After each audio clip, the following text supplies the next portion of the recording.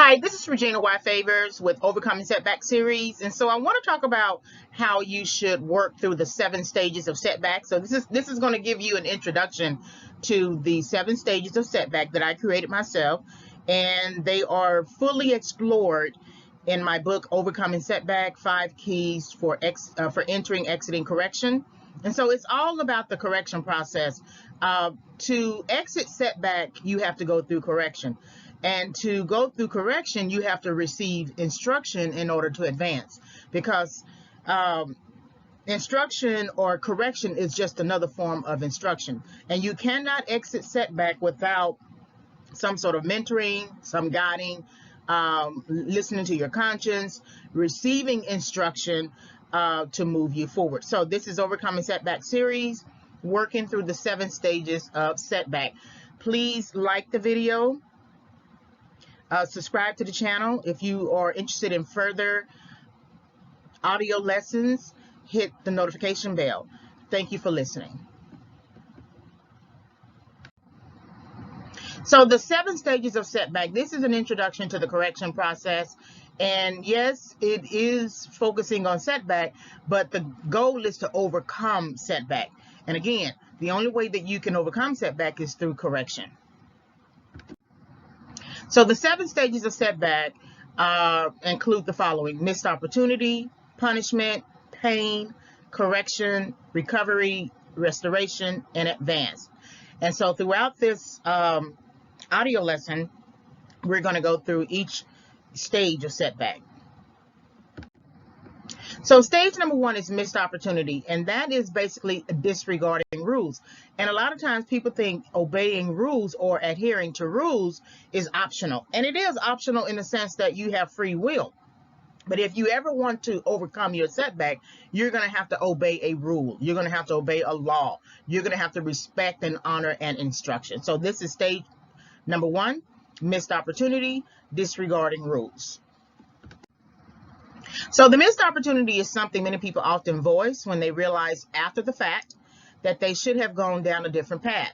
They were warned and instructed to go one way, but they decided to go a different route, which often led to trouble, misunderstanding, negative consequences, and missed opportunities. So a lot of times when you are on one path and you're going down that road, sometimes we bring in distractions to keep us to kick us off that initial path, and then we make a decision that basically suggests we don't really need that path anymore, because we go on another path and we find much more immediate success. But then you miss the opportunity to learn on the initial path, because wherever you go down the road, you're going to need all of those skills and knowledge and wisdom and thinking and understanding to still be able to apply what it is you have to apply. And so you can also miss opportunities in your missed opportunities. To miss something is to fail to notice, hear, or understand something that was crucial for you to know, meaning that there's an ultimate crossroads for each person, but then there are many crossroads along the way, that there are shifts and turns in life, and that people are doors. And a lot of times we don't want to respect the person who is giving us the message. So we say, well, I don't have to listen to that person. But God oftentimes uses people to dole out instruction. He may use a minister. He may use a friend, he may use a parent. He may use anybody he wants to use in order to get instruction to you. And if you don't obey that instruction and walk through that door of that messenger, you may not be able to get whatever it is that you were trying to get. And you can't confuse success in some other area with the main thing you should be doing. Everyone, despite any individual belief system or moral or ethical implication, misses an opportunity. So we can all sort of say, if we use our lives in high school, elementary school as just personal anecdotes, personal narratives, how many times have there been an opportunity for us to study and do better in a class? And that's on a very basic level. How many times have we known better what to do in terms of going forward with a decision, but we procrastinated. So we all have missed an opportunity. If I suggest that you missed an opportunity, and I'm thinking about this in terms of doesn't apply to me, because a lot of people love to say when you give them some instruction about something or you give them some sort of direction, they love to say, okay, but that doesn't apply to me, right? So one of the first doesn't apply to me always has to do with religion, God, spiritual. If I suggest that you missed an opportunity because you did not obey a command from God or an instruction through a person whom God used to instruct you, you might say that doesn't apply to me.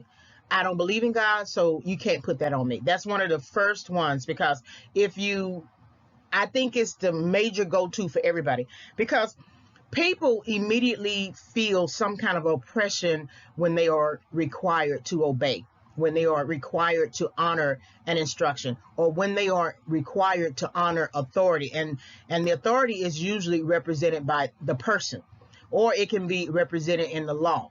And so their immediate go-to is the moral, religious, ethical. That doesn't apply to me. Here is another one. If I suggest that you missed an opportunity because you did not obey the rules of your field, industry, and or profession, then you might say rules are made to be broken. We live in a democracy, so a little challenge never hurt anybody. It is my right granted to me by my government. And that last line comes from the Purge series. I just sort of love that line. But if you then say, okay, say for instance, you don't believe in God, okay, but you got to believe in rules. You got to believe in some kind of regulations or something like that. You can't say to your boss when you come back from lunch late every time, oh, that doesn't apply to me. The rules to clock in early, clock in on time after you come back from lunch, or just when you arrive to work, that doesn't apply to me. Okay, after a while, you're not going to have a job. You can't speed and pass the speed limit sign, and then the cop pulls you over and says you were speeding, and here's the ticket. You can't say to the cop, that doesn't apply to me. It does apply to you. Whether you know that law or not, you still got signs on the road. So that's another doesn't apply to me. If I suggest that you missed an opportunity because you did not respect a person's individual liberty and or right to freedom of expression under the U.S. Constitution, you might say, well, I have rights too.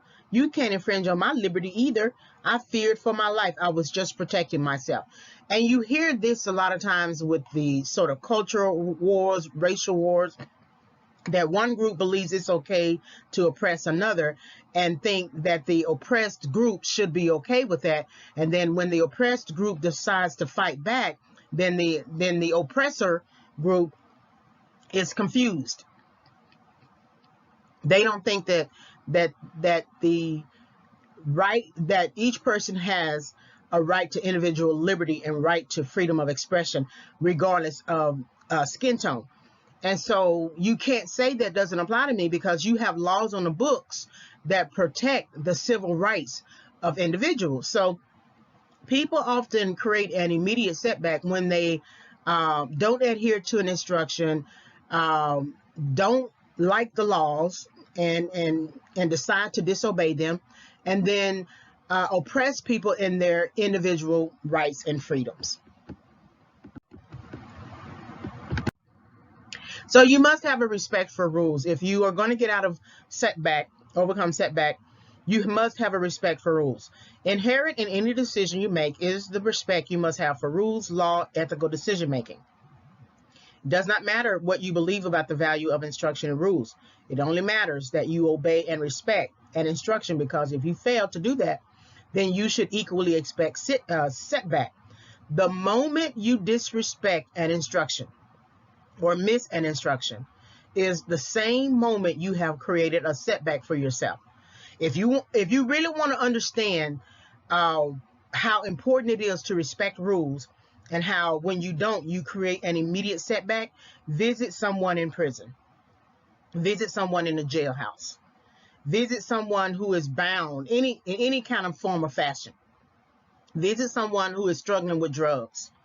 Visit someone who is struggling with a partner. Uh, if you really want to understand what respect for rules is, because even most people get into drugs out of simple curiosity or someone introduces them to drugs, but their conscience tells them immediately this is not a good thing to do. That's a rule. It may not be a person necessarily saying it out loud to you, but a lot of times it is too. And so the moment you disrespect an instruction or miss an instruction is the same moment you have created a setback for yourself. And I want you to let that sink in. If you don't have respect for rules, no matter where you are, and if you are successful in another area, to me, that is really skipping. But somewhere, I have to even admit myself that somewhere, if you are successful and you did things the right way and in order, then you were willing to follow the rules on that particular path. But the path that you were initially on still has unfinished business in a sense. That's why you see people oftentimes who are rich end up committing suicide. And I think to myself, okay, well, you got the money. And I think about that naively because that's how everybody else thinks. That, okay, you got the money, so you should be happy. Because they're not happy. That whatever they were doing initially, that was what they were supposed to be doing, but it wasn't paying enough money and it wasn't fast enough. And so they got off that path and got on another path and decided to pursue that path and do all that they can, allocate all of their efforts to achieving or doing or becoming successful. And they were successful, but they are missing some wisdom and knowledge and understanding to apply. And so they don't have the same happiness that they would have had they stayed on the original path and just went slow. So stage number 2 is punishment, addressing behavior. So behavior can be negative or bad behavior, but it just depends on the type of act you committed. So to punish is to inflict a penalty, discipline, and correction. Punishment is considered an unpleasant or undesirable outcome. The goal of punishment is to condition a child, for example, against self-endangerment. That's why we hit the hand of a child who is willing, who is trying to put their hand in the electrical socket. We need to immediately punish that child so that child knows that it is wrong to do that. To require social conformity. So a lot of times if you commit a bad act against the law, then the punishment from the law will or should encourage social conformity. To defend and sustain tradition and norms. So these are basically cultural norms. That's why you will have some of the elders in each family, race, ethnicity, nationality, who sort of give you the stare in life. Like if you do something wrong or whatever, they give you that stare and it kicks you back into position. And to guide people into respecting law and order. And we have to have law and order no matter what people think about authority. We cannot have anarchy. Nothing will ever get done. And that's why I often push for my students to really learn their craft, because in 20, 30, 40 years, they are the ones who are going to be running the country. And like I say to them, we cannot have crazy people running the country. So we have to have people who respect law and order. Punishment may also be a type of social coercion. So in some ways, this may be a negative way, especially when dealing with race, but it just depends on the situation. The purpose of punishment is to address negative and or bad behavior. So without an understanding of what you did wrong, you are doomed to repeat the mistake. In addition, you cannot rely forever on this statement, everyone makes mistakes. That statement gives you permission to continue in bad behavior without consequence. See, if you continue to say everyone makes mistakes, you are never learning from your mistake. Because then immediately when you make that statement, you are looking for the validation around you to say, yeah, everyone makes mistakes. I make mistakes too. The problem with this statement, though, is that you're still distancing yourself from the act. Because if you really believe that you make mistakes, you would use the first person I make mistakes. versus looking, and everyone is considered singular, but it's not as if you are including yourself in that statement. If you accept the fact that you make mistakes, then that means you have to then accept the fact that you need to resolve that problem, that's a problem that needs to be resolved. People oftentimes have this sort of cognitive dissonance where they create the problem, make the mistake, and then separate themselves as if they are the types of people who don't make that kind of mistake when they just actually made the mistake. So you can't use that. If we go back to the workforce example, you come back from break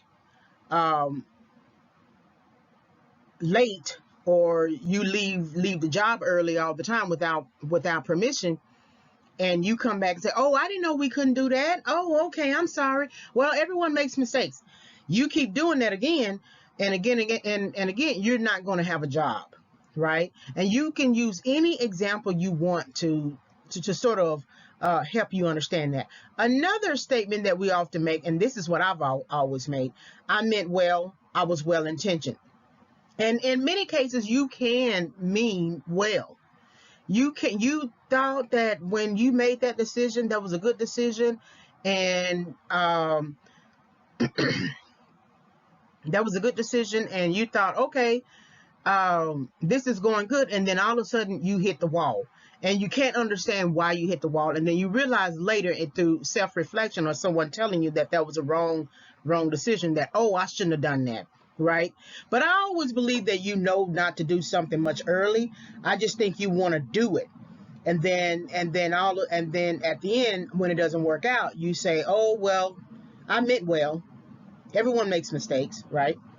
These two statements also remove the burden of taking responsibility for your actions, and responsibility is a hard pill to follow because you must confirm that you made a mistake for which needs resolution.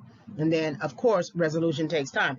And that's what I think people don't want to do. That's why you always have people who say after they have made a bad choice in life, I'm a good person. I'm a good person. But you did not do a good thing at that time. And you can't claim I'm a good person if you are continually doing bad things. Maybe inherent in you, there is some goodness, but you're going to have to address your bad negative behavior, because that bad negative behavior from a quote unquote good person is affecting all the people negatively around you. And I always say, and we're going to get into procrastination, but I always say that procrastination is basically procrastinating the learning process, but it is also inconveniencing the people around you. So every time you say you make a mistake, you are setting back not only yourself, but you are setting back all of the people around you that now they are on your journey, and they are on the type of journey with you where you refuse to learn anything, where you refuse to learn from your mistakes. So they are in lockstep with you, and then what you are doing, what you're thinking might get off on them. And so that's something that I want you to think about. Punishment reminds you that you can die, because it is that bridge between life and death. Too many mistakes can cost you your life. That's why it's important that the first punishment you get in your life for something, you need to take heed to it.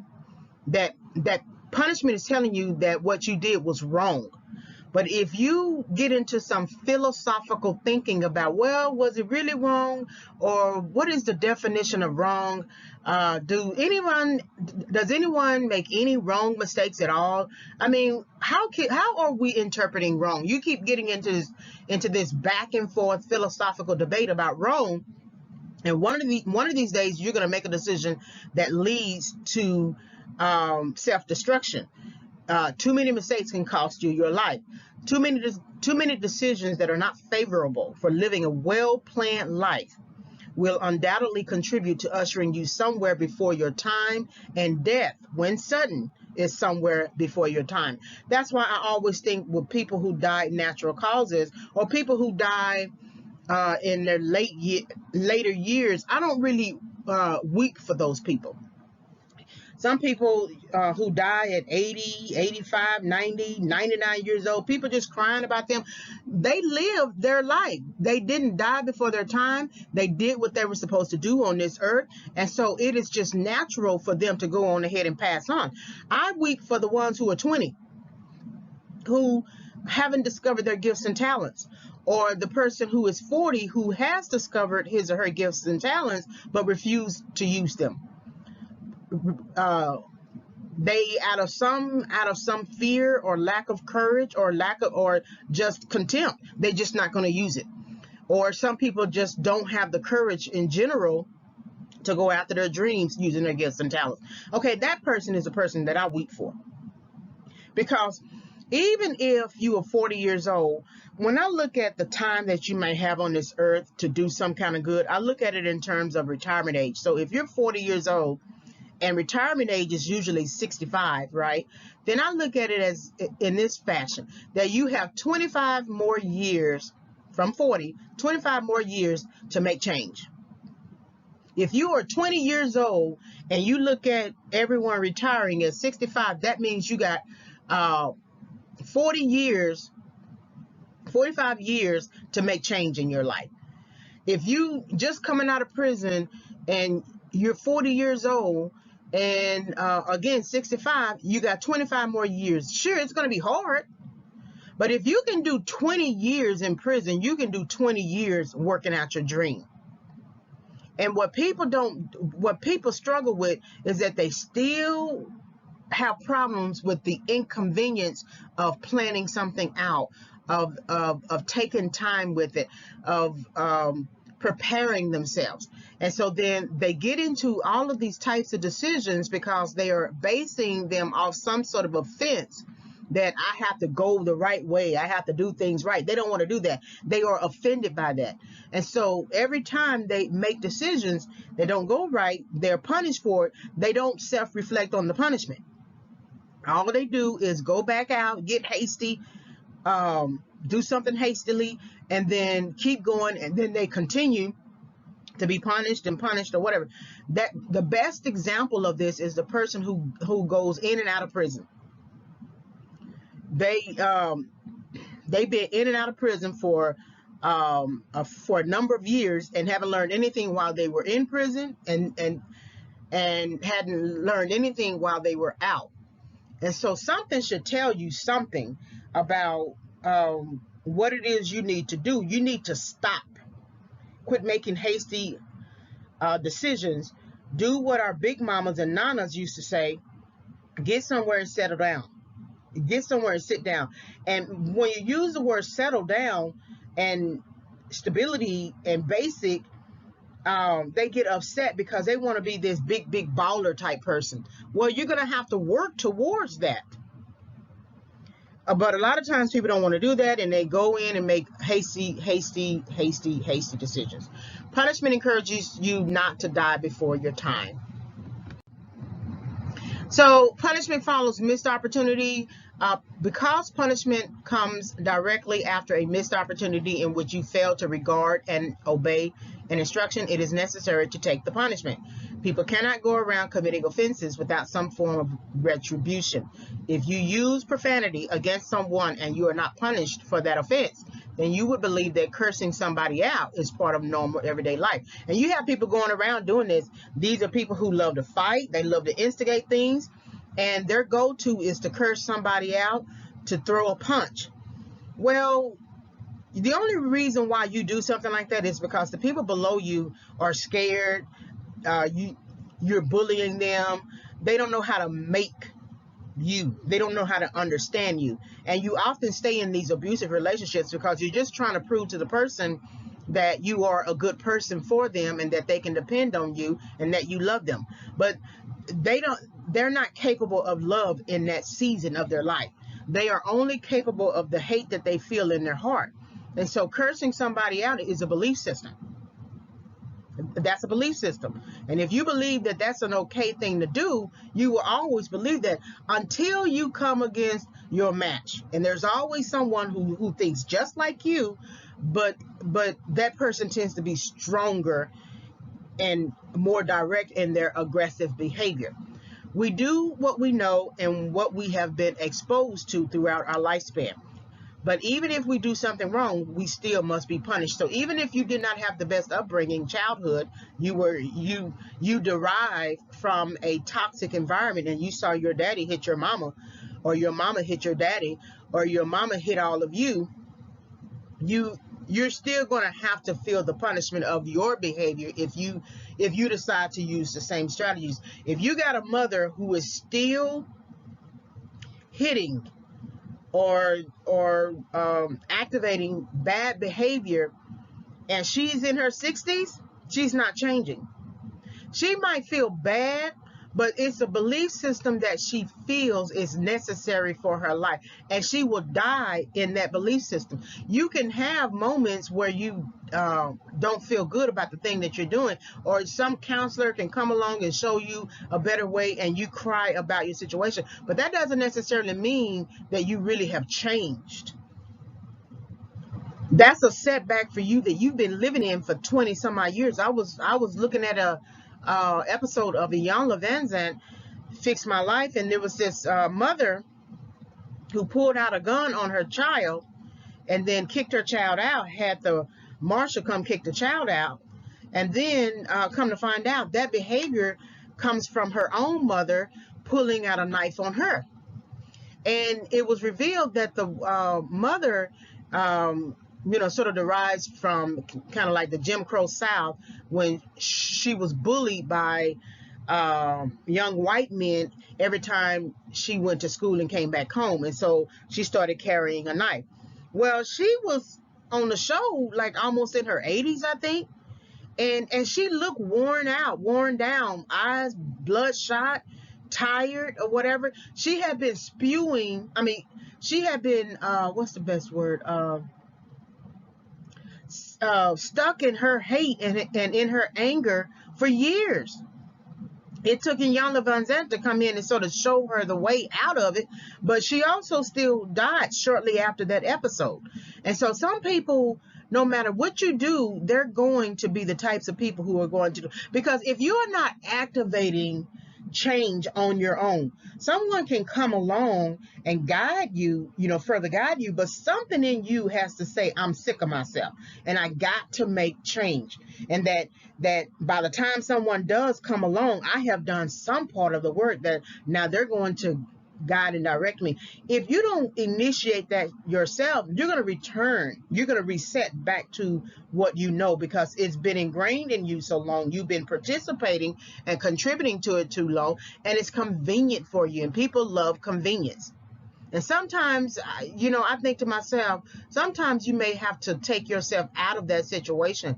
I do believe in reconciliation. I don't think God wants you to not forgive people and things like that. That's just obvious. But I also believe you can forgive, of course, don't forget. But I also believe that you can forgive and not have anything to do with that person, because that person is a provoker. And you want to be careful about people who provoke you. If that's what they do to get a reaction from you, they are always going to do that. They will put on a good show in front of other people and in front of you, but eventually they're going to reset to what was most convenient for them. That's why some people, men who tend to be domestic violence abusers, they need a long road process of getting that kind of processing that kind of anger out of them. You take them back. How many times has a woman taken a person back and he brought flowers or something like that, and then in a couple of days he's reset back to what he was doing because it's convenient, and that's how he wants to express his anger. So punishment thus is inevitable when you exhibit and apply negative behavior, when you decide to disobey an instruction, and or when you choose a path that positions you out of order from the path you should be on. Punishment often comes when you choose to do what is most convenient rather than do what is right. And people don't like that. That is definitely something that people don't like, because doing what is right requires you to be conscious about what you are doing. You have to respect your own conscience, and then you have to be conscious about what it is you are doing. And that takes focused thinking. See, when we've been hurt, we operate in a very emotional, psychological sleepwalking way, because we don't know how to reconcile the hurt. So the only thing we do is whatever we are feeling, we want somebody else to feel. And so therefore, if hurting you is important for me to show you how much I'm hurting, that's what I'm going to do. But you're going to receive punishment for that. You may not receive the belt anymore, but you are going to receive something that that makes it clear to you. So sometimes you may have friends who leave. You may have a husband who leaves. You may have a child who never speaks to you again. And so punishment is inevitable if you continue on a path that is, disrespectful, dishonoring, failing to obey an instruction, failing to listen to like a kid or something like that, telling you that you are continually hurting them. And so that's something that I want you to think about as well. Stage number 3, pain, walking with crutches. When I think about walking with crutches, I think about walking with a third leg. And usually when you're walking with a third leg, there's this belief that you think you need that leg.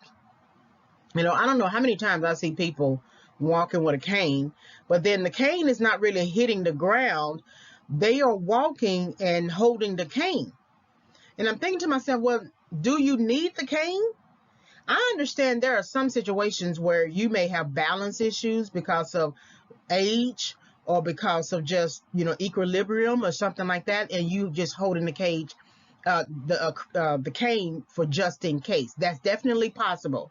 But I've seen this too many times where I've seen people just holding a cane, walking, but they're not using the cane. So this is stage number 3, pain, walking with crutches, that people bring their pain with them from wherever that pain started. And so if you are still in pain, that means you have not addressed the pain. And that's what we need to talk about now. So pain can be internal, external. It is defined as physical suffering, some sort of discomfort due to an injury. Pain is pain, and you usually feel pain right after the punishment phase of setback. So you've been punished. Say, for instance, your missed opportunity. Your mother told you, don't hang out with those boys. And then you end up going with them, and they end up robbing a bank or something like that. Then you're all punished by being sent to prison. And then just like Shawshank Redemption, once you get in, you begin feeling the pain of that decision, crying, which makes you cry. And so now you have a whole new process that you got to work through in overcoming setback from a jail cell. The pain reminds you that you have done something wrong. You may have made the wrong move, and you need to undergo a process to let the pain ride itself out until the fever breaks. The longer you try to ignore the pain or bandage it in different ways through substance use, sexual relations, and related emotional-based crutches, the longer you will set back yourself from reaching your intended goal. So as soon as you shoot that needle in your arm, you just created a setback for yourself. You just set yourself back. As soon as you sniff that line of cocaine, as soon as you smoke that bud, you have just set yourself back, because it is a foreign element, and your body now goes through the process of trying to recognize it and fight it, which affects you in the form of pain. And some people say, well, smoking marijuana shouldn't be a bad thing because, and you can add any kind of reason, right? But if you look at journal articles on the topic of smoking marijuana, conclusions reveal that it affects you cognitively later. The more you smoke it, the more you decline in your cognition. And remember, you got to get old. I wouldn't want to be somebody 80 years old with bad cognitive skills and then have to have somebody take care of me. I will be, I want to be someone 80, 90 years old, still lucid, still can take care of myself, still can bathe myself, still can do things for myself. But immediately once you decide to make that decision to engage in substance abuse, substance use, anything like that, you have immediately created a setback, and you will feel the pain of that situation. Pain is essentially the warning signal that you are in a setback. It is a signal that requires you to wait and have patience for it until it runs its course. There's no way out of pain that is effective. So you have no other choice but to walk through the pain. So if you've ever experienced a car crash or something like that, went to the doctor, went to rehab, just because you go to the doctor and the doctor gives you medication doesn't necessarily mean that the pain ends. I remember a dental issue that I had, and I took the dentist gave me hydrocodone, and I say this in all of my in all my audios, gave me hydrocodone, and so I took the first dose, whatever the prescribed dose was. This was back in 2006, and it put me to sleep, and I didn't even know I was asleep. And when I woke up, I couldn't even see my hand. But the pain when I woke up was still there, and I was confused. I'm like, okay, I took the medicine. Shouldn't the pain be resolving itself after a while? So I took another pill. I went to sleep. I woke up. I couldn't see my hand, and the pain was still there. And then something came over me, and I believe it was God revealing something to me. Something came over me, an understanding that this is not solving my pain. This is just putting me to sleep. And I always had in the background, I had taken some kind of course, public health course, in college, and it was talking about people getting addicted to pain medication. And because of that class, and because of my thinking at that time, and realizing that the pill was not actually helping me, it was putting me to sleep, it was not helping the pain, I immediately got up, took the bottle, poured all of the contents of the bottle into the toilet, and flushed the toilet. But I didn't know that I was going to have to ride out pain. And so once I did that, I was still in pain. I went to try to get some numbing medication, Ambisol or something like that. That wasn't helping. I got some cotton balls. That only helped a little bit. When I tried to drink some water, the water would get to the side of the pain area, and I would leap out of bed. It was just that bad. I could barely eat. But then I realized at the next level of pain and understanding my pain that after a while I'm going to have to stop the numbing medication. I'm going to have to take the cotton balls out, and I'm just going to have to lay in this bed and ride out this pain. And that's what I had to do. And my body just screamed. I screamed. That pain was so hard. It was like taking a hammer and hammering a nail into my gums. And it was like electrifying, and all of my nerve endings were just going crazy, right? But then it broke. The fever broke. And I still had a little bit of pain, but I was able to process out through it. So numbing it in different ways will not solve the problem. Once you put away the crutch, the pain remains, and it will continue to remain until you understand why you are in pain and its contribution, which can be internal or external. So that pain caught up to me with my teeth because I used to eat ice when I was in high school. So many years later, that decision of eating ice caught up with me when I was going to college, and I had that issue to happen. So and I remember feeling pain at one time before while I was in high school eating ice, but I just ignored it because I love to eat ice.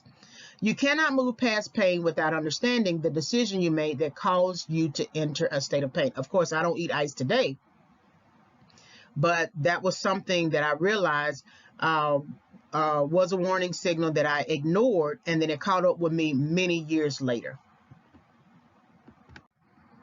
Stage 4, correction. So understanding process. So the correction is sort of like the middle of the whole process of overcoming setback. The book is titled Overcoming Setback, 5 Keys for Exiting Correction. And you would think that I would begin with correction, but I needed to begin with how I needed to begin with all of the stages of how you get to correction, right?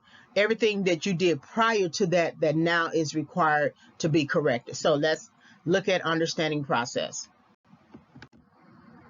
So correction is defined as the returning of something to its former place or condition. It is the reinstatement of a previous practice, right, or custom. The purpose of correction is to get you back on the original path set for you or you set for yourself. You know, the best analogy for this is the course analogy, which I love to use. So if you were taking a math course, and we all have this understanding, everyone, it doesn't matter what your race is, ethnicity, nationality, everyone understands that in math, you have to show your work. There is no exception to the rule. You have to show your work. I remember a teacher, I teach college English, and there was this math teacher, math faculty member. She was grading the math papers of her students. And I was just in awe of how she looked at their problem resolution line by line. Now, I look at my students' papers line by line as well. But I thought it was just so fascinating what she was doing, that she was looking at it line by line, and every line she marked an X or she marked a check mark. And the visual of that just really just impressed me, right? And then of course you always have a student who sort of just puts the answer down on the math test, and you can't do that. And so then if you are corrected, what happens with a person like that who won't show their work, they end up failing a lot of their tests, and then they have to retake that course. So now you are in another semester retaking that course along with other next level courses that you passed from the previous level, and that they become harder each time you move up the level. So you are annoyed, you don't want to have to take this test, but there are some courses that are required for graduation. And so your core courses at 2 levels, the 1 and the 2, they are required for graduation. So you have to take this math course. So now you are taking this math course, you're taking other courses that are very hard to do as well. And what has to be corrected for you is that you have to show your work. And now you have to show your work in everything. So the original path required you to show your work. You decided that you didn't want to obey that instruction, and that's inherent instruction, and it's direct instruction. The test tells you, the teacher writes or types on the paper, show your work. That's an instruction. You decide to disobey that and turn in the assignment as if it's complete. It's incomplete. So a lot of times students will try the same thing again to see if they can get over on the new teacher, not realizing that each math teacher is the same. They all tend to be the same in their thinking.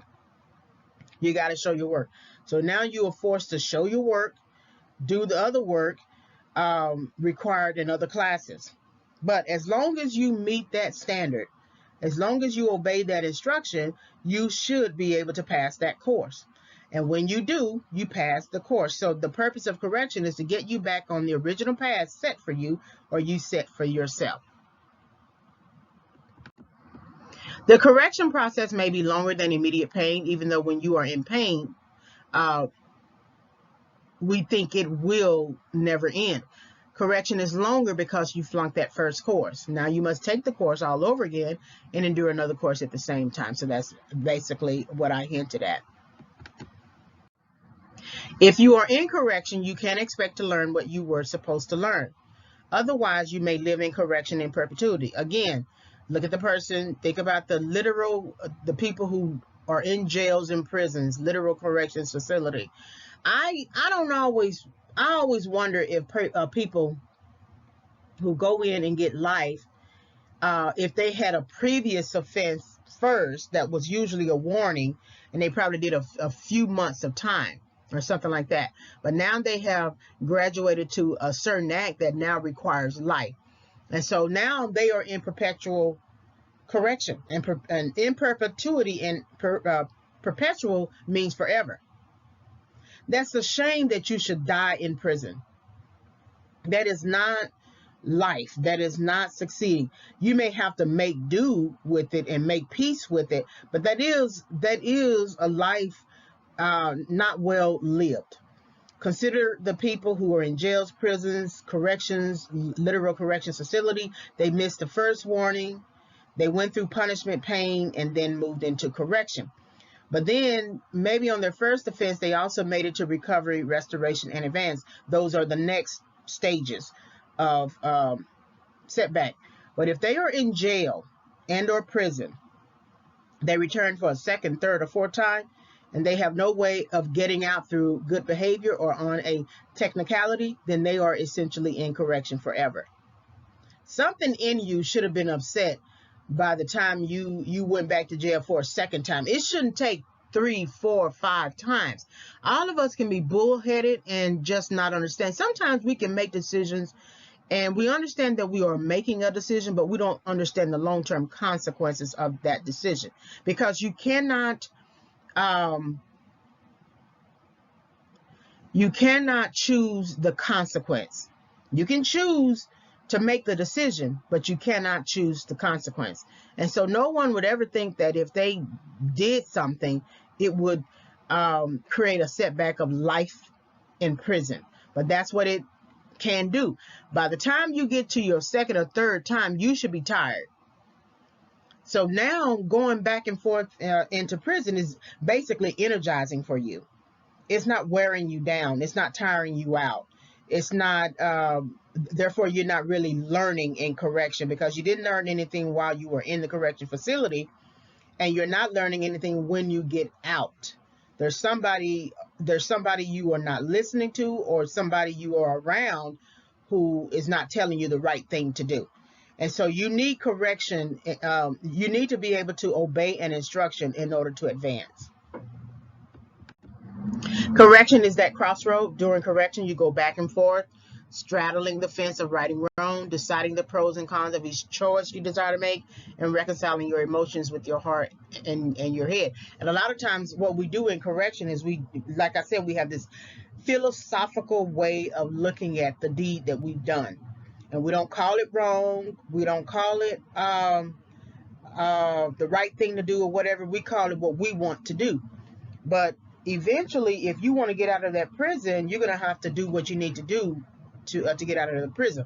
The problem with this, and this is an example, the problem with this is that if you're going back and forth into the same thing that keeps holding you down, and it doesn't have to be prison, it can be another situation, then you are basically becoming an actor. You are putting on a face. So if you go before the parole board, probation board, or something like that, you have learned to put on a certain type of face to appeal to them to let you out. And that's essentially you acting, right? But you don't have a heart change. And when you don't have a heart change, you can't sustain that once you get out. You're going to return and reset back to the things you've been doing. And so this going back and forth is people thinking that they have all the time in the world to change, all the time in the world to be corrected. But correction is seasonal. And it's long too, but it's definitely seasonal. And a lot of times if you don't get corrected in that season, the later correction may be down the road, which might require longer time in terms of process. The right choice needs to be made, but we often make choices that are wholly convenient. In other words, we make the choice that feels good in the moment and hope later that we have not made a mistake. Since we usually do, it is likely that we will circle that old wagon of missed opportunity and complete the processes all over again. So each time you decide not to adhere to an instruction, that's your missed opportunity. So now you have to go through the stages of setback all over again. After a while, that should get tiring. That should be something that is not appealing to you.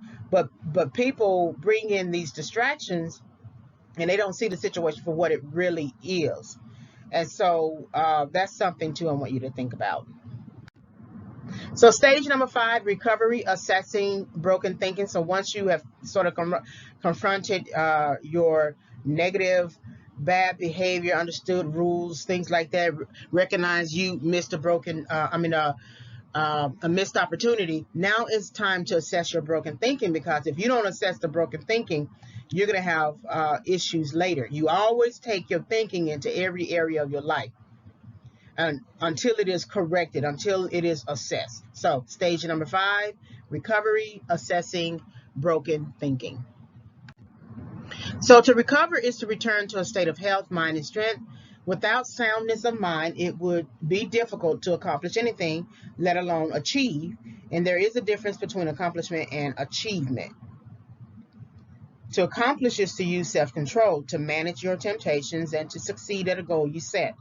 To achieve is to use grit, to manage your temptations at multiple levels that require self-control, and to pursue long-term success.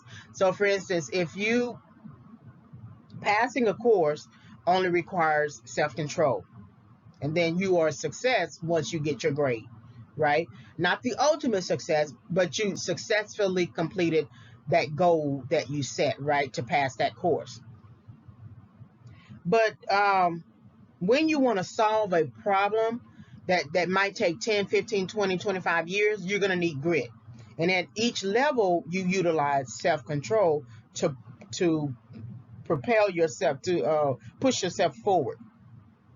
But self-control, accomplishing something is really connected to success. Achievement is really connected to grit. So to accomplish is to use self-control, to manage your temptations, and to succeed at a goal you set.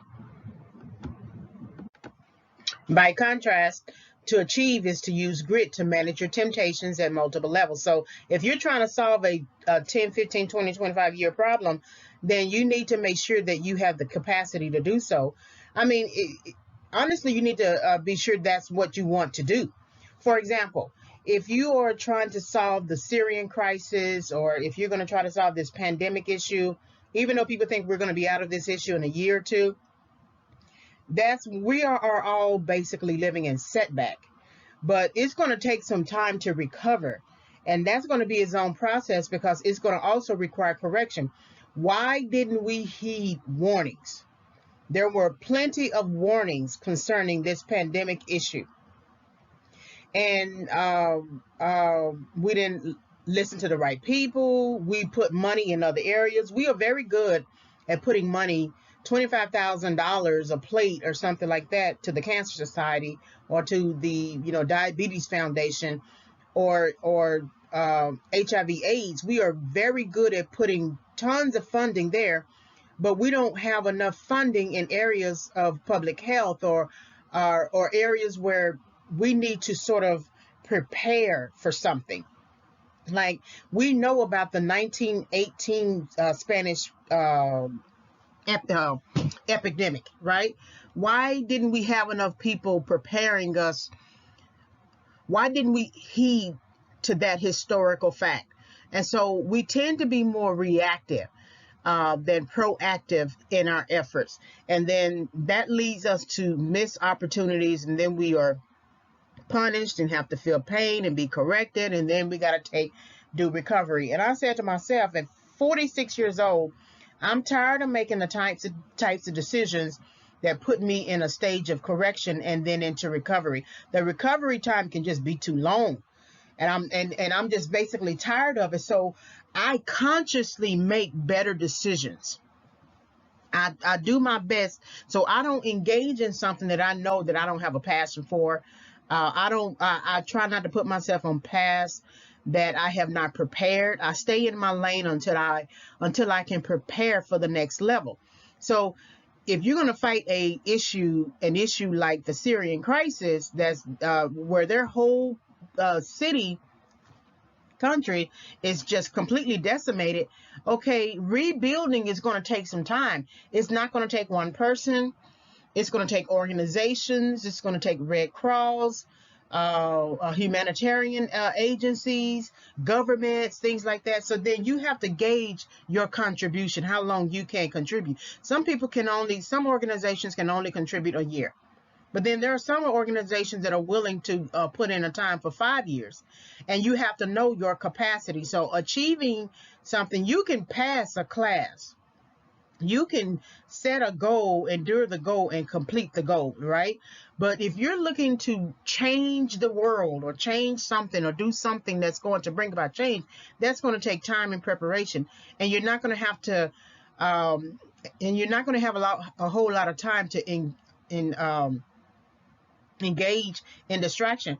The woman, Dr. Kizzmekia Corbett, a black woman who is responsible for the vaccine, before that happened, she had years and years and years of preparation. Any kind of advances in cancer research or diabetes research or HIV/AIDS research, especially now that people can take like a cocktail of medicines and they can live with AIDS for a very long time. Okay, that takes preparation. They had to sit with a problem that they created as a hypothesis for years before they could get anywhere. And you have to have that courage. So again, there's a difference between accomplish and achieve. The last thing I'm going to say, it just reminds me of the Olympic athlete, that they train every day, hours on end, just to run a 20-second race and win, of course, right? But they train for years, and that's how you have to be if you're going to recover or solve any sort of problem, if you're thinking about it in terms of achievement. But you yourself, if you're going to recover, you have to make sure that you go through the processes that are required for you to recover so you can sustain your comeback. That if you're still in a setback, that means you are basically surviving. You haven't overcome anything. You are still surviving. And so in your recovery time, you want to look at this as a way of returning to that state of health, mind, and strength. Any experience with recovery will usher you into an understanding about broken thinking. And so if you think about the track star, some track stars who have been caught using steroids or illegal performance enhancing drugs, I'm quite sure they would rethink that option. It's not even an option, really. It's the wrong path. So now you are banned from that sport. You can't compete in the Olympics. And a lot of people think, well, if I do this, if I go on this campaign, this public campaign of being a better person and doing right and going to counseling, I'll get back onto that path. Some decisions you make, you may never recover. There's a guy who hit his wife in the face in an elevator. There was a track star who took illegal performance enhancing drugs who could never compete. She ended up having to go and play basketball. There is another guy who used to cycle, and it was found out that he had been taking illegal performance enhancing drugs. He could never compete. So there are some decisions that you may never recover from, because maybe your broken thinking is still there. And I believe as a society, we tend to give people another chance. But if you don't address your broken thinking about taking drugs to enhance your performance or lying or something like that, we're not going to give you another chance. And so therefore, you may never recover from that. You can still live your life, but I don't know if anybody would just completely take you seriously anymore, because you will be branded as a liar. Not many people reach recovery after bad decision making, even though it is available, just waiting for someone to walk into it and grab it. Recovery, like all stages of setback, still requires that you listen to and receive an instruction to get through it. Throughout the recovery process is the need for guidance, someone to come along and guide each person's experience down the right path. So I remember an interview with Lance Armstrong that Oprah had, and it's almost like she was trying to get him to admit his wrong, but he got guarded and just refused to admit the wrong, right? Sure, he was there to sort of take his public whipping, so to speak, or whatever, but he just would not do it, right? He's not going to go on the horn as saying that he did something wrong. And so, that was a missed opportunity, because who knows what would have happened had he accepted the wrong and said, directly what he did. Then we would have had compassion on him, given him mercy, and said, let him back in. And so when you don't do that, you close doors to other things that are possibilities for you. So recovery is there for the taking. It's right there, standing like a tree, waiting for you to take hold of it and sit down, reflect, and get some shade, and then get some encouragement and direction. But when you don't do that, you're going to stay on that same path that you are on. There are processes on top of processes. It is clear the only way you're going to get through these processes is with a guiding hand. However, some people do not take the hand. They do not take the instruction. They do not walk with the process. They walk against the process. They complain, as they should, because it is inconvenient, but they also do not turn around and say, I need to get through this. I need to be patient. I got to recover. What other option do I have? They decide that the process is taking too long, it's not worth the wait, or they desire to speed it up. So the person who hits their wife, the football player, Ray Rice, I think, the football player who hit his wife in the elevator.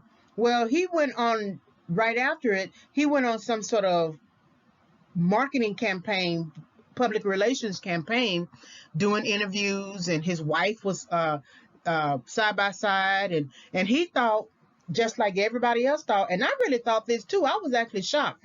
He thought that all he had to do was do some sort of public I'm sorry, apologize, or something like that, do some counseling, and then further do anything else that was required, and then he was going to be back on the field playing football. No, that didn't happen. And sometimes it usually happens, but it didn't happen this time. And so sometimes you can, like I said, you can make a decision for which you never recovered. There are other types of decisions that are made that you never recovered from. And so that's why you have to be careful about making sure that you make the right decisions. However, some people will never recover because they often get offended at the part of the process that requires patience and the part of the process that prohibits them from finishing quickly. People do not like to wait, but they also do not like you telling them that they cannot finish in a time frame that is convenient for them. This is what I mean by some people will never recover. What people like to do is step out of the process line, find someone that they can use to skip and get through the line quicker.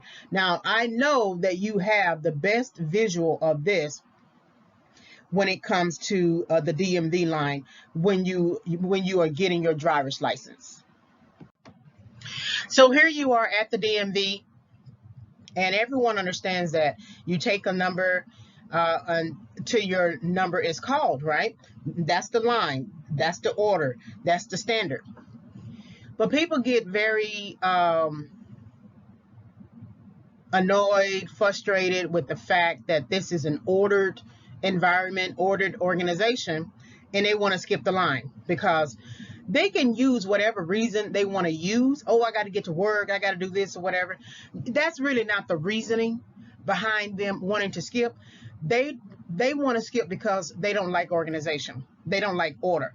They think they should be able to go in, do whatever they want to do, and do it whenever they want to do it in the time frame they want to do it, and leave. They don't want to stand in the line. They think they are above standing in line. Everybody, or even though everyone is required to stand in the line, they don't want to do it. So what happens is the person skips the line, gets to the front of the line, and then the DMV staff person checks their paperwork and say, okay, you're missing something. Maybe you forgot to fill out the form. Maybe you forgot to bring an additional required document or something like that.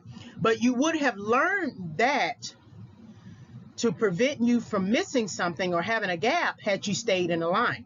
So now you have to be sitting back all the way to the end of the line to repeat the process. If you think about that Martin episode when he and Tommy were going to the DMV to renew his driver's license, and then he had forgotten something, and George Jefferson told him that he had to go back to the end of the line to go back to scratch, right? And so he got mad and tried to fight him, and then they kicked him out. So that's what will usually happen, that when you skip the line, a lot of times you miss all of that part of the process that would have prepared you for the front of the line so that you can get in and get out. Now you got to be sent back, and then a lot of times you get so offended that you just decide to leave. The problem with that, then, you still haven't renewed your license. And what people will do is skip the process again, drive somebody else's car, or drive until they are caught again. And then now you got a fee you got to pay on top of the fee that you had to pay to renew your license. You may have to do a little bit of jail time depending upon your driving record. And so you did all of that just because you didn't want to stand in the line. It never has anything to do with the fact that they got to get to some appointment somewhere else. Why would you set an appointment with the doctor or with anything else or with anyone else when you know you need to go to the DMV, and it is common knowledge that you're going to be there all day? It's like going into the hospital, going in early in the morning and leaving at night. So what people like to do is step out of the process line, find someone that they can use to skip, and get through the line quicker.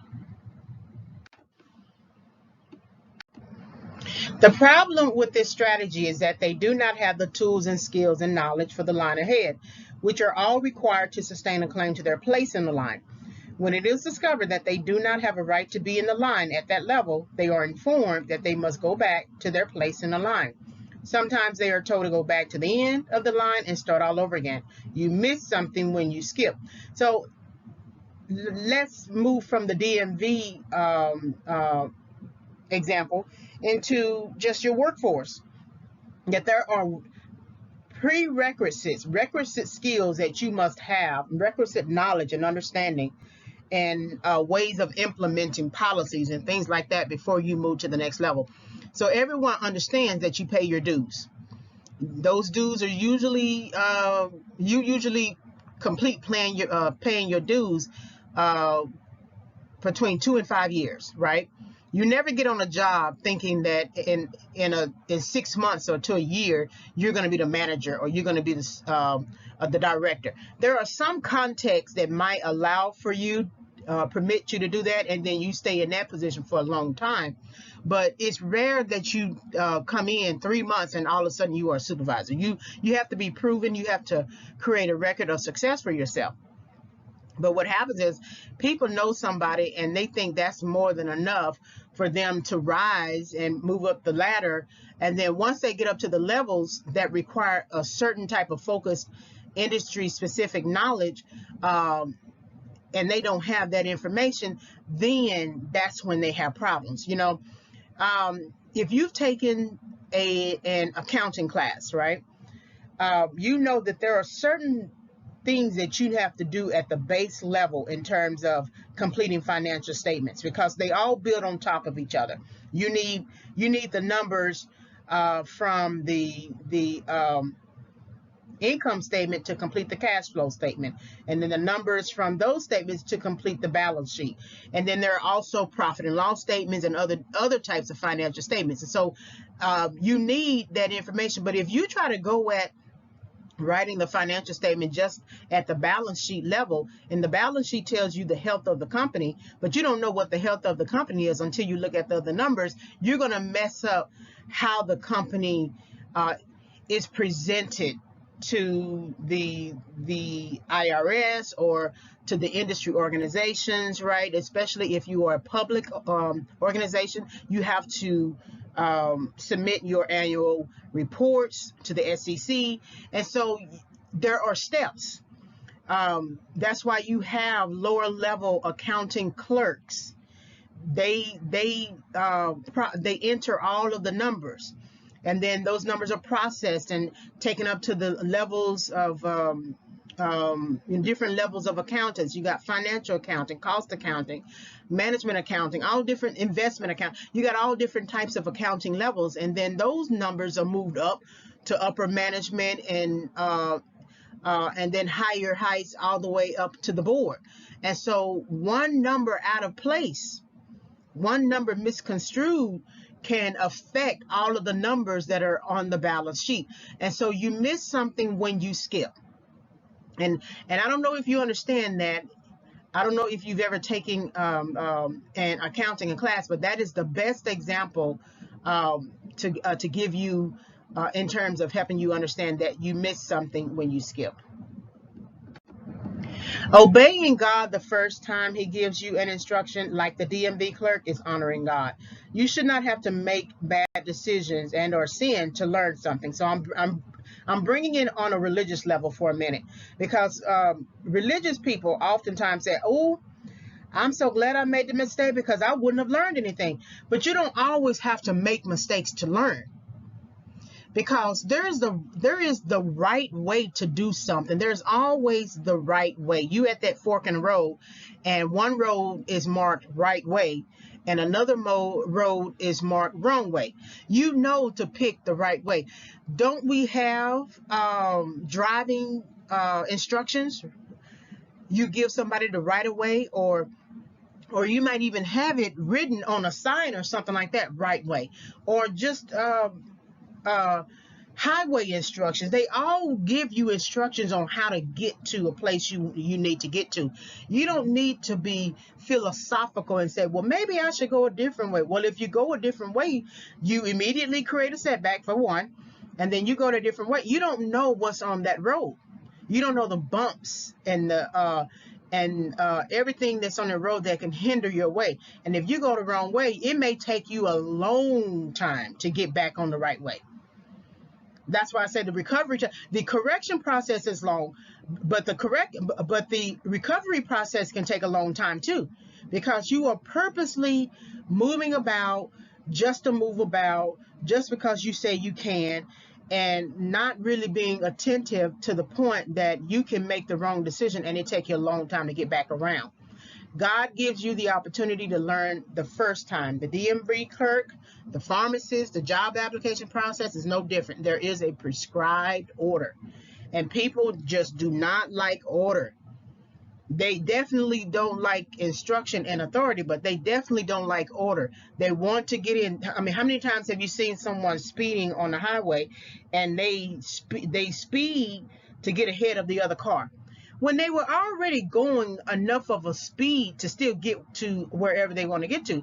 But then how many shows have you seen where that person has done that, and then they get ahead, way up ahead, and then they run into something and crash?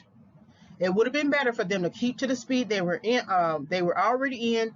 Continue to drive. If you have to pull over to the next side or get into the next lane in a normal way, that's different. But I'm talking about speeding. Going through the recovery process allows you to regain possession of your thinking and your mind. Subjecting yourself to many distractions means that your mind has gotten away from itself. You have abandoned your own mind, your standards, goals, and beliefs just to experience the fleeting moments that have no place or make any sense. There are some mistakes that you will make on your journey, and then there are some mistakes you create that put you on a different path. In other words, you do not get it right every time. So I'm not saying that you can't learn from your mistakes, or that you may not get another chance. You may still get another chance. I think on some level we all get another chance. That's why I say that I didn't say it in the previous audios, but I'm going to say it now, that even though we are still talking about recovery, but correction is a gift. You don't think it is at the time, but it is a gift, because it allows you to recover. It allows you to recover from your broken thinking, from your bad behavior, from it allows you to reflect. It allows you to recover your mind. See, your body follows your mind. And if your body is still getting into things that are self-destructive or that will lead to self-destruction, then you got to think about your mind. And so subjecting yourself to many distractions means that your mind has gotten away from itself, right? That's why you have to choose your battles. You have to reassess every so often and look at the people around you. And if the people around you are continually getting you into something, or you are allowing them to get you into something, That's something that you got to think about, because you might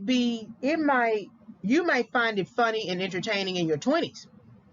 But your late 30s to 40s is when you begin to feel your mortality, and that's when you begin to scramble and try to redeem the time. Because then you realize, oh, I wasted all that time. Now I got to get back on track. And some opportunities you would just have to miss because maybe you don't have the mental capacity. So you had the mental capacity in your 20s, and I'm not saying you don't have mental capacity later in life either, but you had the eagerness and the strength and the drive and the desire. Your desire changes when you turn into the 40s decade. It changes. It's a lot of stuff you're just not going to put up with anymore that you put up with in your 20s. You stand up for yourself, but you have to think in terms of 20 years ahead and trying to make sure that you secure yourself. A lot of people are very smart much earlier. I've known a few people on hand who were smarter earlier, that they started securing themselves in their 20s, and so that now in their 40s they have paid off their house. Shocking, but it can definitely happen. And so I'm not jealous of them, but I do take that to heart. It is very humbling that had I listened to them, paid attention to them as an individual who was a good saver, who was a person who respected money and respected time and didn't get themselves distracted. Had I listened to that person in their 20s, and they didn't have to say much, just their whole disposition, their whole demeanor was instruction. And I do think about that at times or whatever. I have forgiven myself, but the opportunity to learn was there very early. I didn't have to make a bunch of mistakes in order for me to learn. Recovery thus has an inherent instruction. If you pursue its dictates, you will learn, grow, develop, believe again, and move to the next level.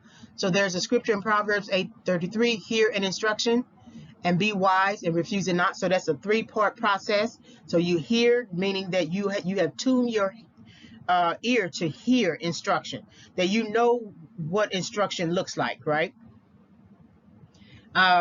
You're not surprised when you hear instruction. You are wise, meaning that you have the courage for the process. And then refuse it not. Don't disrespect it. Don't dishonor it. Don't ignore it. So first, you must be able to hear the instruction, tuning your ear, knowing when instruction is present. There's no way you can get through this life by not hearing instruction, because it guides you through the processes, to the levels, and to the next assignments you will have in your life. Your ear must have the practice and the inclination to hear instruction and to believe when you hear that it is instruction. It should not be new to you. You should not be confused by instruction. So you have been used to instruction from a child.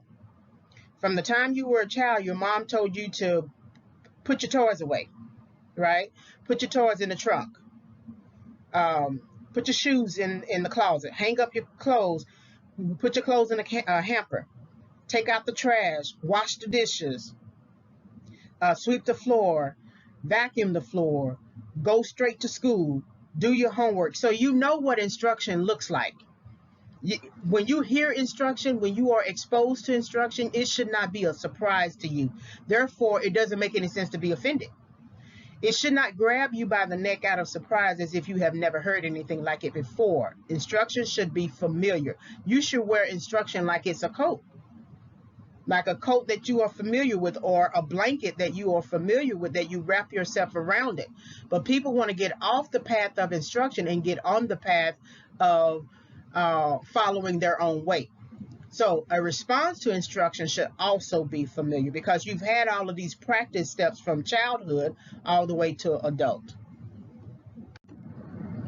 So you must understand that responding to an instruction is the wise thing to do, not ignoring it or abandoning it or holding contempt for it. It is unwise to hear an instruction and think that it holds no value, it has no substance, it is insignificant or inconsequential, or respecting it is optional. All life is filled with options, but when you are confronted with life's little turns, usually preceded by an instruction, you would be wise to adhere to it, since it is your very lifeline. So responding to instruction is your life. It is a way that you maintain your life. There's a scripture in the Bible that Jesus says, "I put before you life and death. Choose life." Right, and that choosing life is choosing to adhere to instructions. And when you don't, you see the consequence of those of that choice. There are two additional ways to respond to an instruction, and that's based in Proverbs 12:15 as well. The way of a fool is right in his own eyes, but he that hearkeneth unto counsel is wise. It is the wise man who hears, increases in learning, and gains in understanding. And so the way of the fool is the one who believes that whatever is right for that person is convenient for that person, and whatever's convenient for that person is true for that person. Doesn't mean that the choice is represents truth. It's just that it's truth in his or her own eyes. So that's the way of a fool, because you do not. It doesn't make any sense to not respect the instruction that is standing right in front of you. Your mother and father have walked out the path that you're trying to walk. There are some things they had to give up. There are some things they ignored. There are some things that they wish they could have done, and then there are definitely some things that they regret. Well, that's all instruction. Instead of laughing at them and mocking them and saying, "Who are you to tell me anything?" You are missing your opportunity, because they're telling you that their life that they walked out has some challenges, has some decision making that they wish that they could change. Whereas the wise man who listens to instruction, that person will hear, increase in learning, because as you step, you're learning, and then gain an understanding. And in each level, you need to gain an understanding before you go to the next level. It is the wise who seeks counsel, because without counsel, all your purposes would have no impact. But when you seek counsel, purpose is established. Lastly, no man can serve two masters. You either hate one or love the other. So you can't be both a fool and a wise man. You could have made a foolish decision and then became wise, but you can't live as a fool and a wise man at the same time. You're going to have to make a choice, because you can't serve two masters. Obeying instruction is choosing one master, which is the epitome of pursuing and reflecting wisdom. So by the time the people, I've heard someone say this, that if you really want to learn about life, go talk to an elderly person. Visit the elderly homes or something like that, the senior living facilities, and just have a conversation with them. They will tell you how important life is and what you should be doing and what strategies you should take and apply rather. And there was one lady who was asked, how is it that you have lasted this long? She was like in her hundreds. And how have you lasted this long? And she said, because I've been single. I took care of myself and I was single. Well, for some people, being single will contribute to long life. I'm not saying that being married would not contribute to long life. But for some people, for that person, because not everybody can take a partner that cheats. Not everybody can take a partner that doesn't want to act right, doesn't want to provide, doesn't want to be a good wife or whatever. Not everybody can take the challenges of marriage. Not because maybe they don't always have the capacity, because you can build capacity. Sometimes they just don't have the passion, they don't have the desire, they don't have the patience, they don't have the endurance. That's why I think to myself, how is it that you live together for 7 years, get married, and then divorce after 2? That's just strange to me. But that's everyone else's choice. So you must not refuse instruction. To refuse is to show or indicate an unwillingness to do something, which is another word for decline or reject or turn something down. This means that when you refuse instruction, you are refusing with a clear mind. You cannot decline, reject, or turn down something unconsciously. So, because a lot of times you have thought about that thing that person is offering to you, and so there's a process that you have gone over in your head about whether or not you should take it. And so then when you refuse it, because everything comes with some kind of warning, and warning is a form of instruction. And so when you refuse it, you are refusing it consciously.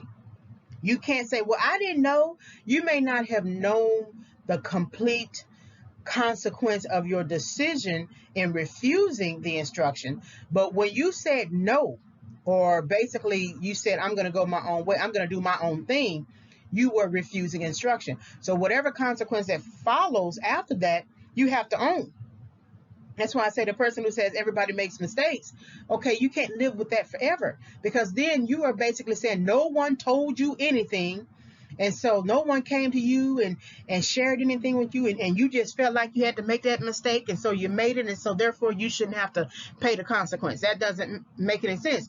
When you hear a teenager in the courthouse in front of the judge say, I never had anybody to tell me anything and help me or nothing like that, that can't be true.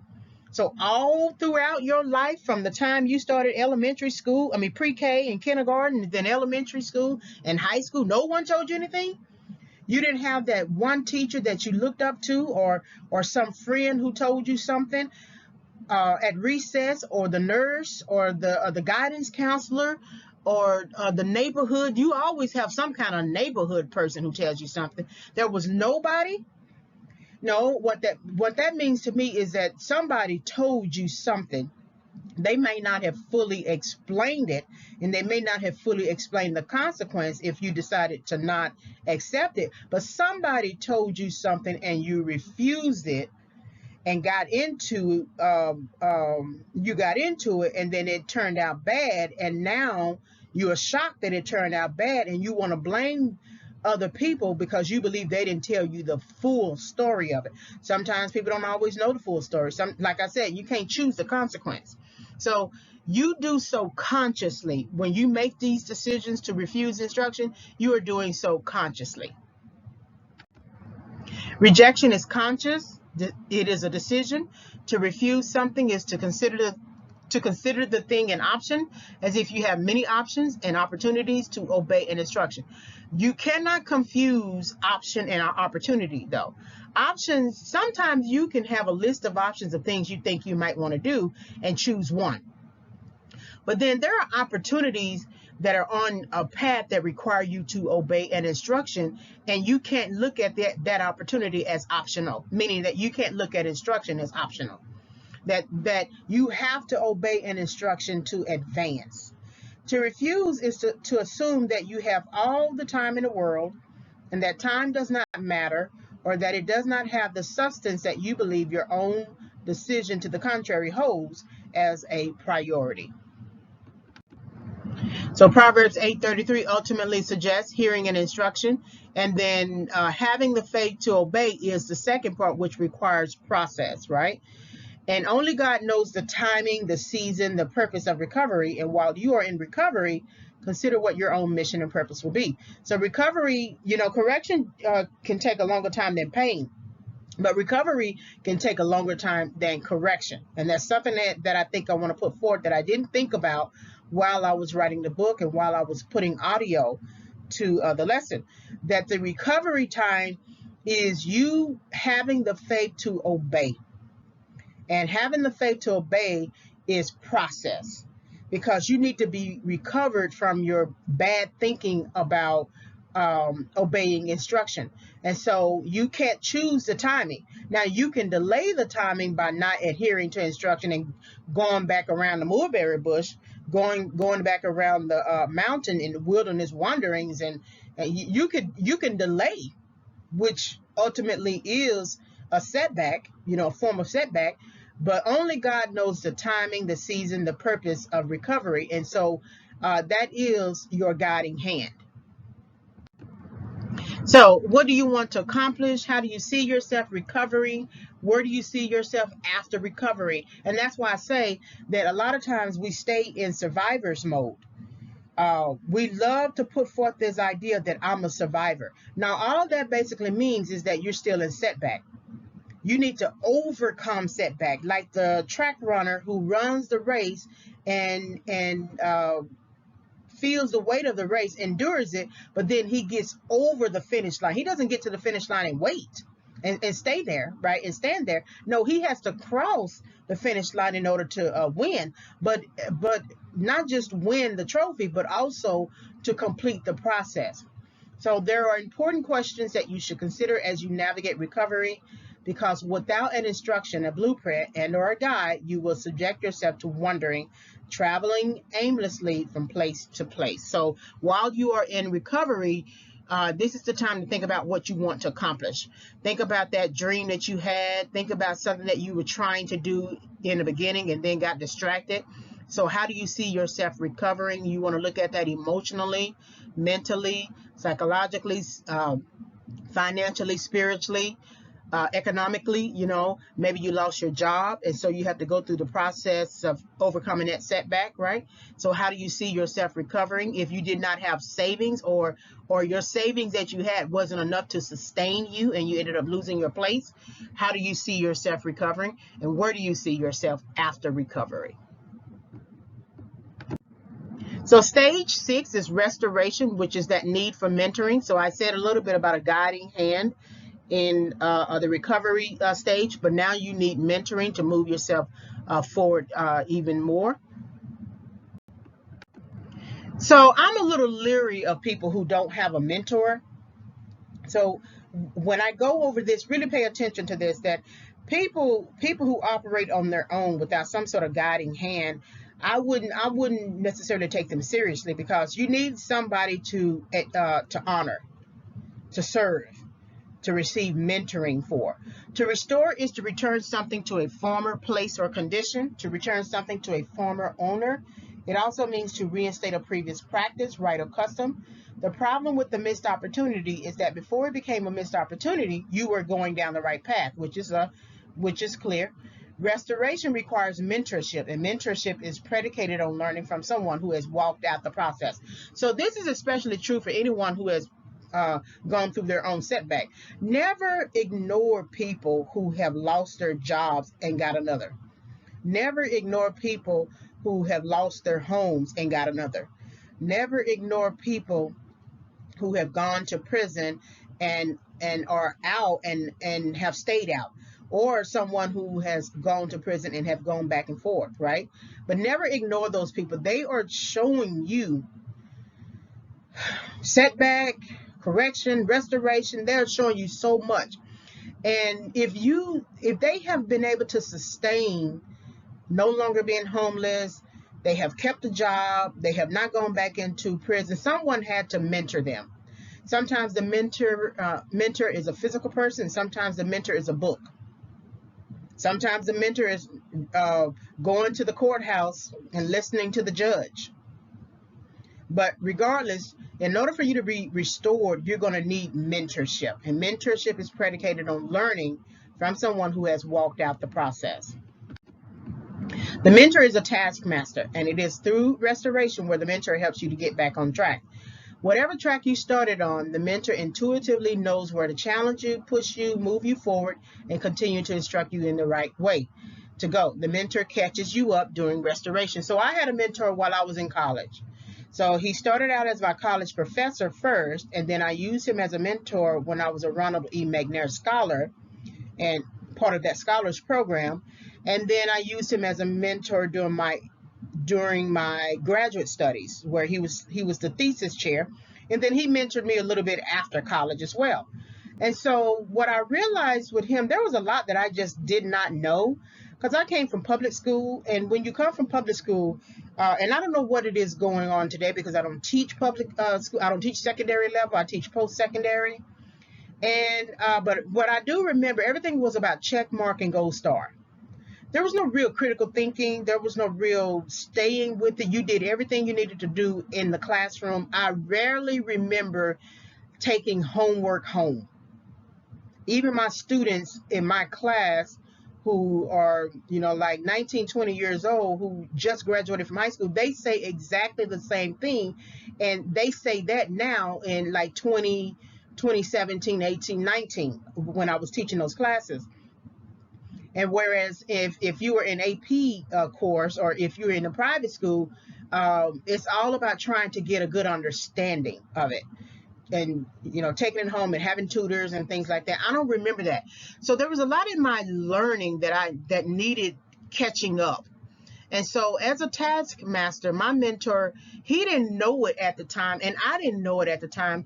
It wasn't until I started to self-reflect on it, and then when I assumed a role as a faculty member, and I began teaching my students and reflecting on learning processes and everything, that's when I realized, oh, God used him to catch me up. That there was some gaps in my understanding about how to learn, how to demonstrate learning, or there was maybe there was some places that maybe I had the wrong teacher, maybe I had or sometimes you can have the right teacher but not receive that teacher. It just depends. But I realized that there was some gaps in my learning and I had to be caught up. Well, if you are entering a setback, if you're in setback, there's some gaps in your learning. There's a natural setback. Like sometimes you can go down the right path, but the other people are not ready for you. So for instance, here it is, you set the task to do something, but somehow it has to be delayed because people are not showing up, or there's a weather related situation or something like that. That sometimes you can have all of the different ideals to put forth and tell people, but God has to prepare the hearts and minds of people to receive you.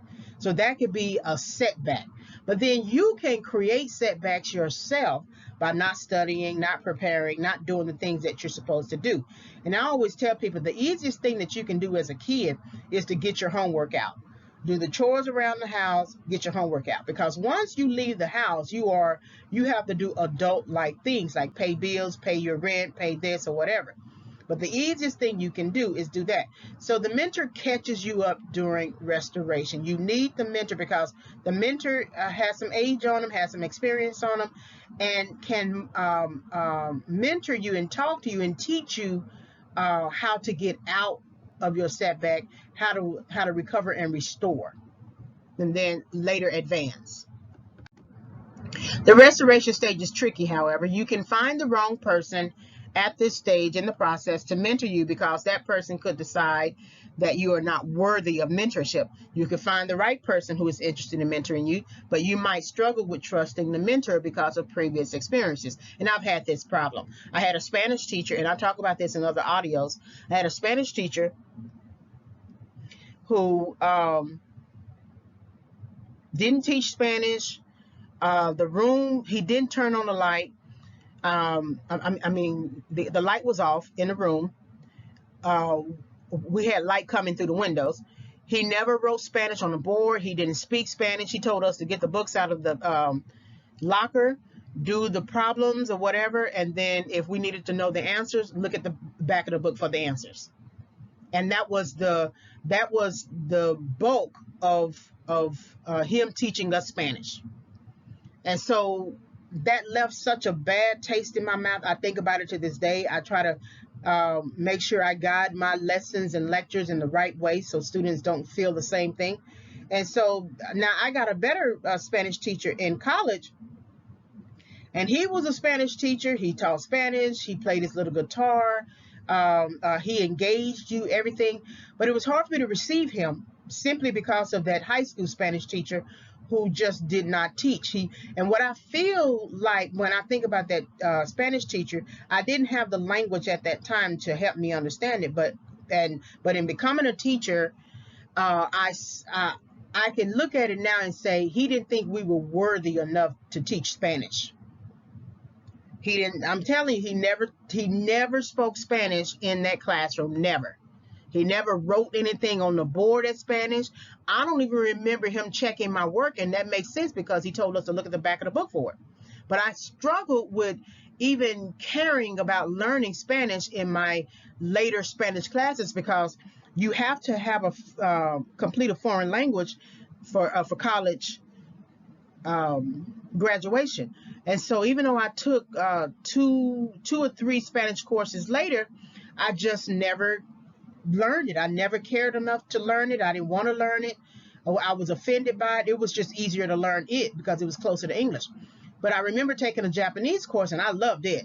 And she was the best teacher. She was actually a graduate student. And then I remember in high school in my 10th grade, I had this geometry teacher, and she was the she you could tell she loved her job. She loved teaching. She engaged you.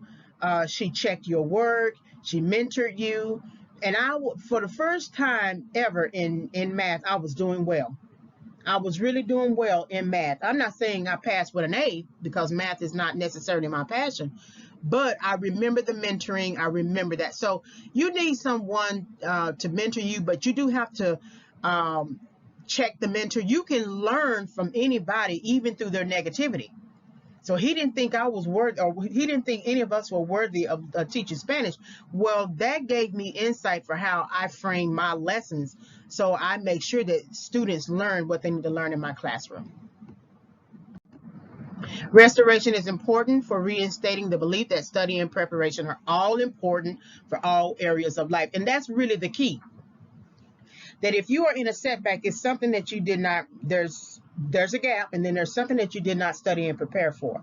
And so then your lack of study and preparation left you without the capacity and the tools to implement any kind of decision that you needed to make, and so therefore you are set back. And so it's all about study and preparation. You don't always need a course to study and prepare. If you are working with credit cards, or finances or something like that, you study and prepare for it, right? You save money. You need to be able to pay your bills at the end of the month. You shouldn't have to call the credit card companies to pay your bills. And that's an area where I've struggled, because I could have the job and then something happens and then all of a sudden I couldn't pay the bill. And so that's something that I want to make sure that I continue to monitor even myself. So this is the last stage, which is advanced, and this is where you should be moving forward. And moving forward is very important, because if you don't move forward, you will stay in perpetual setback. To advance is to move forward in a purposeful way and make or cause progress. Advancing is a forward and continuous movement. There is no doubt about the meaning of the word. It does not make sense to remain in a state of setback when advancement is also an option. If life is filled with choices, then choosing to move forward is also an available option. Advance is the last part of the process of overcoming setback. The thing about advancing, say, for instance, you do understand that you can't live in survivor's mode, and that eventually you're going to have to cross that racetrack finish line into overcoming setback. But overcoming setback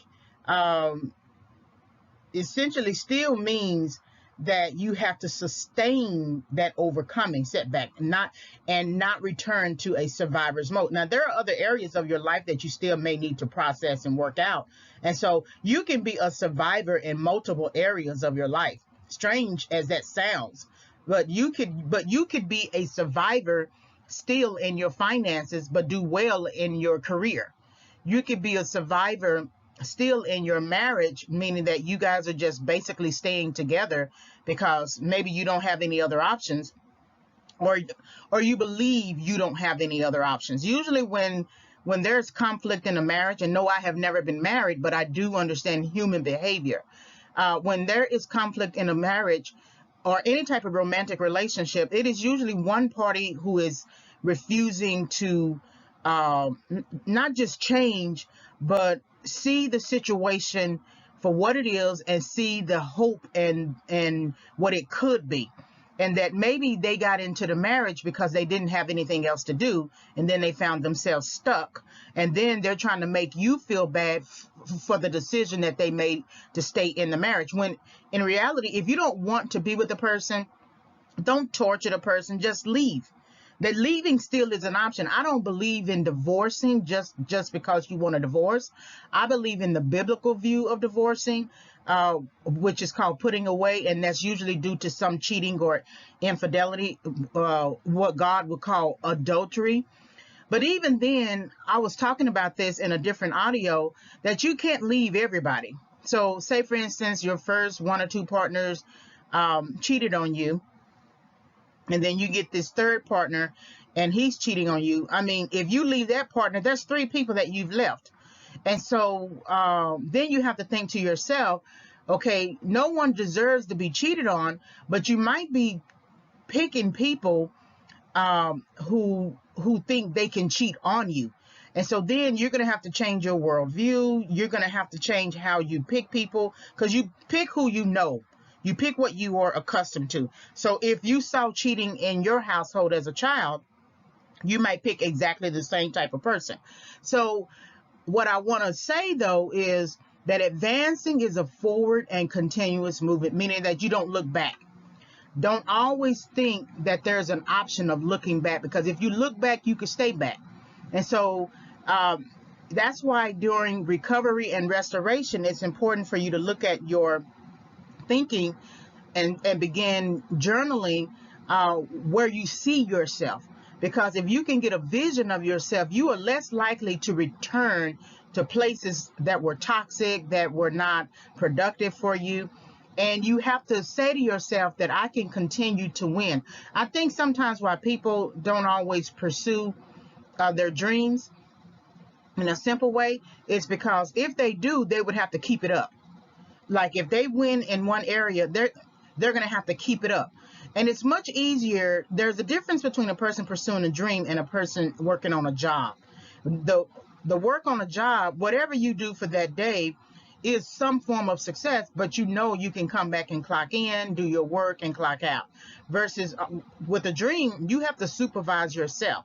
You have to manage yourself, manage your temperament, your personality, and go out and get and seek work. And so people sometimes don't want to continue walking because they know the convenience of where they came from. How many times have you heard a person say to another person in an argument, "You don't know where I came from. You don't know where I came from." Well, you should know where you came from, but you shouldn't live in where you came from either. Because that's your mindset. If you're still in that mindset, you don't know where I came from, then you would never leave that mindset. Your body might be in another area, but your mind is way back from where you came from. So that means people oftentimes will get money and think they are a success and that they don't have the same struggles and conflicts that they had before, but they're still, even with money, living in their past. And advancing, it has a lot to do with not only your physical person, but it has everything to do with your mindset. And that it is a forward and continuous movement. You know, think about the walking across country or something like that. Many people have done something like that. And or just one of those desert roads or something. And you know that the north is where all of the civilization is. Your car broke down, right? And you need to walk to go and find a gas station or find help or something like that. Okay, you got to keep it's a forward and continuous movement if you want to advance. Because if you turn around and go back to the car, you're stuck. I think that's a very good visual. You turn around because there's no gas, the engine has blown out, it's hot, there's no water. But if you continue to walk, yes, you're going to feel the heat on your back, on your head, and want to stop. You're going to wish for some water. You're going to be tired in your legs. There's a number of physical issues you're going to have, but the only way out of the setback, the current setback, which is your broke down car, is to walk. And you have to continue. It's a forward and continuous movement until you get to someone who is driving on that road, and you can hitchhike and hopefully not have any problems in that area, or you get to the first sign of a restaurant or any kind of civilization. And so then once you get there, and if you wanted to look back, you can look back. Look how far I have come. Okay, then do that, but don't live there. Because the person who says you don't know where I came from is still stuck in that broke down car. So advance is the last part of the process of overcoming setback. So the goal should be to move to the next purpose in life and to get to the next part of your assignment. If you believe you have been assigned to a person or group, you discover your assignment. You discover what your purpose is and what contribution you are to make in this world. You are usually assigned to a person or people. So I learned this from a minister, Dr. Mike Murdoch, And he said, you discover your assignment in his series about assignment. And he said the difference between you being assigned to a person or to a people can be illustrated in the relationship between Moses and Aaron in the Bible. Moses was assigned to the children of Israel, but Aaron was assigned to Moses. And so you have to know your limits. Moses couldn't manage the people. He managed the priesthood part of that larger vision of trying to get them to the promised land, or back to the promised land, really. And he could manage that, but he couldn't manage the larger vision of the children of Israel and all of their issues and things like that. And so you could be assigned to people. So for instance, I believe I'm assigned to college students. I teach college English, so I'm assigned to college students. Little kids, high school, elementary, they love me. They love being around me. They take to me very well, but I'm not assigned to them. I don't have the same.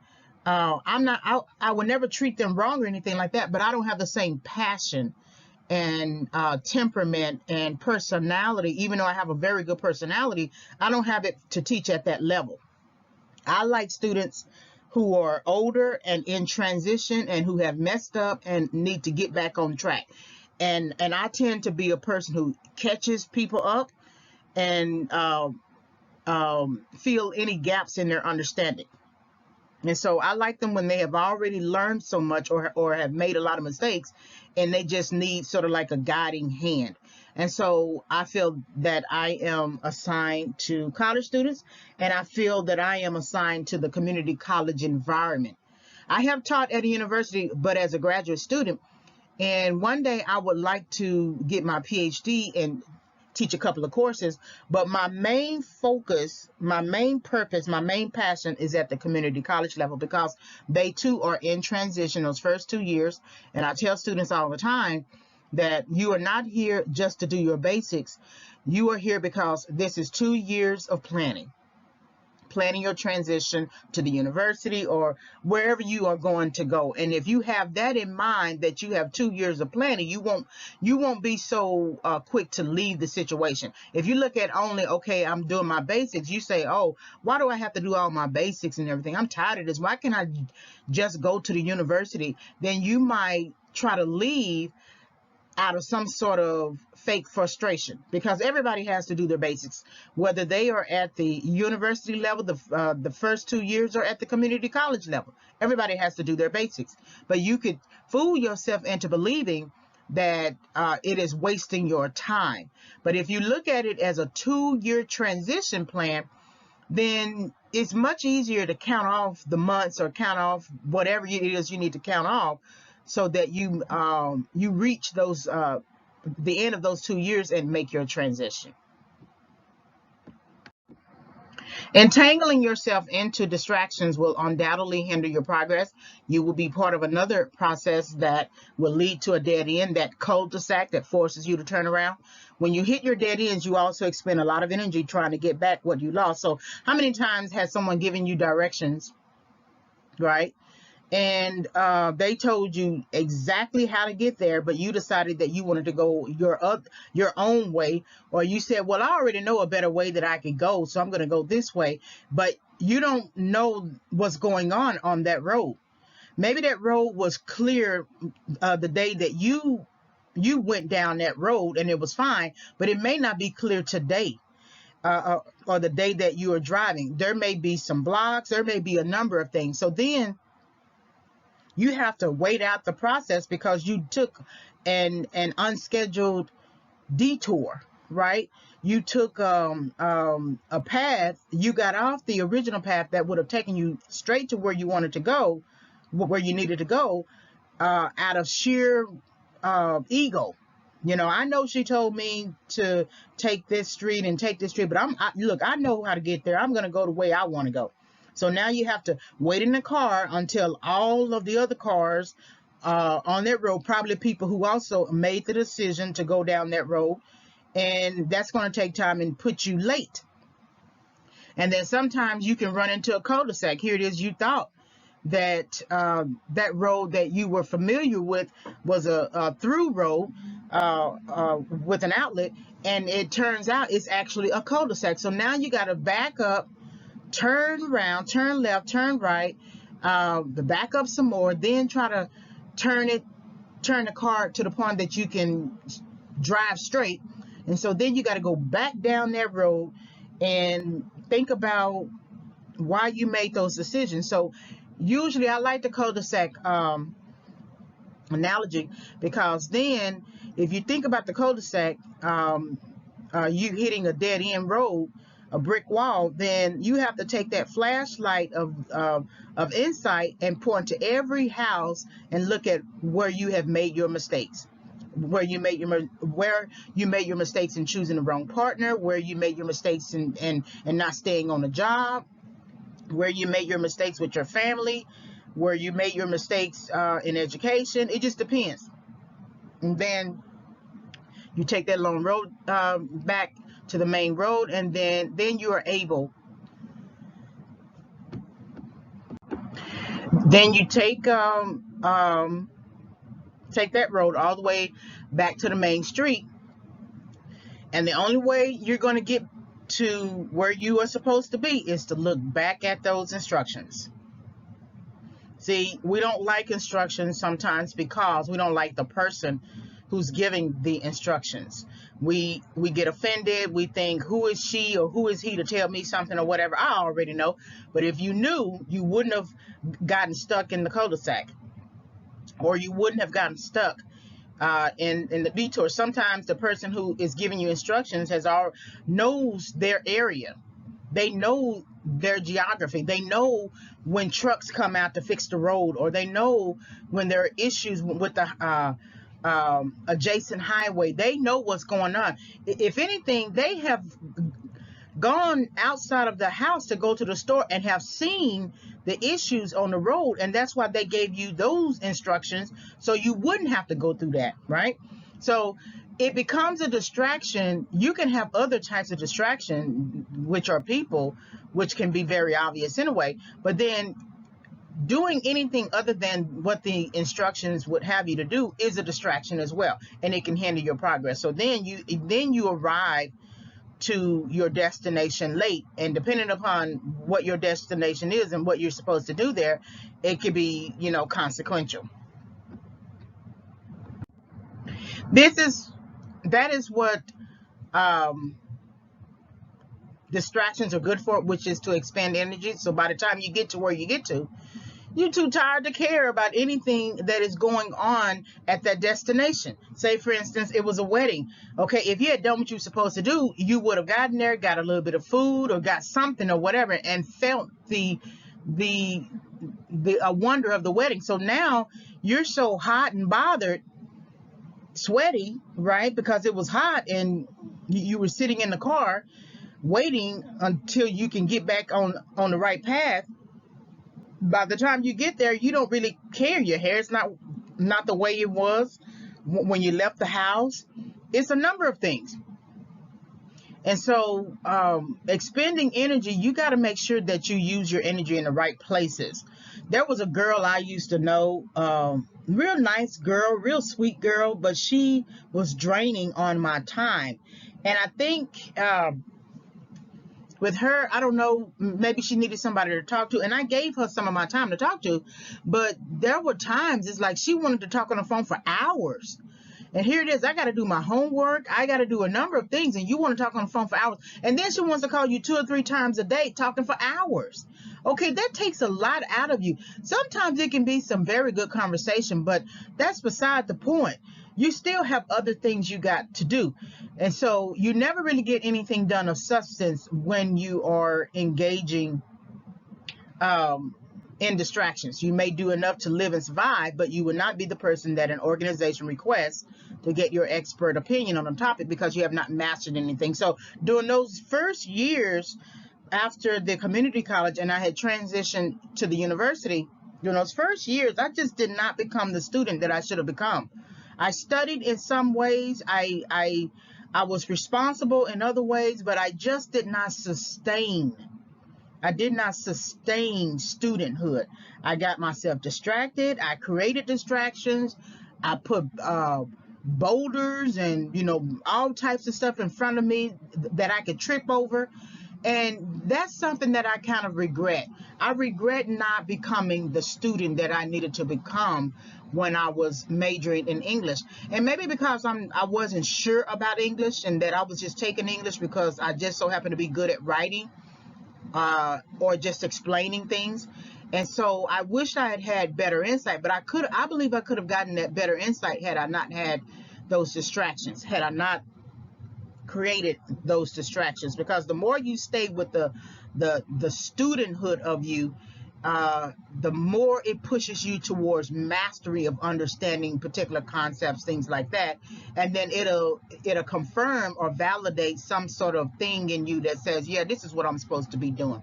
That didn't really happen until I was in graduate school, but there were 4 years of opportunity that I missed because I just wouldn't allow myself to become a student. You are here on this earth to solve a problem. Whatever problem that is will be predicated on your gifts and talents. You have the solution on the inside of you. If you often hear yourself say about a particular problem, I'm tired of this issue, somebody needs to do something about that, then you may be the generational person to solve that problem. And so you represent problem solving, and you are a problem solver. You have to get that in mind. If a person is framing you as a problem, that's false.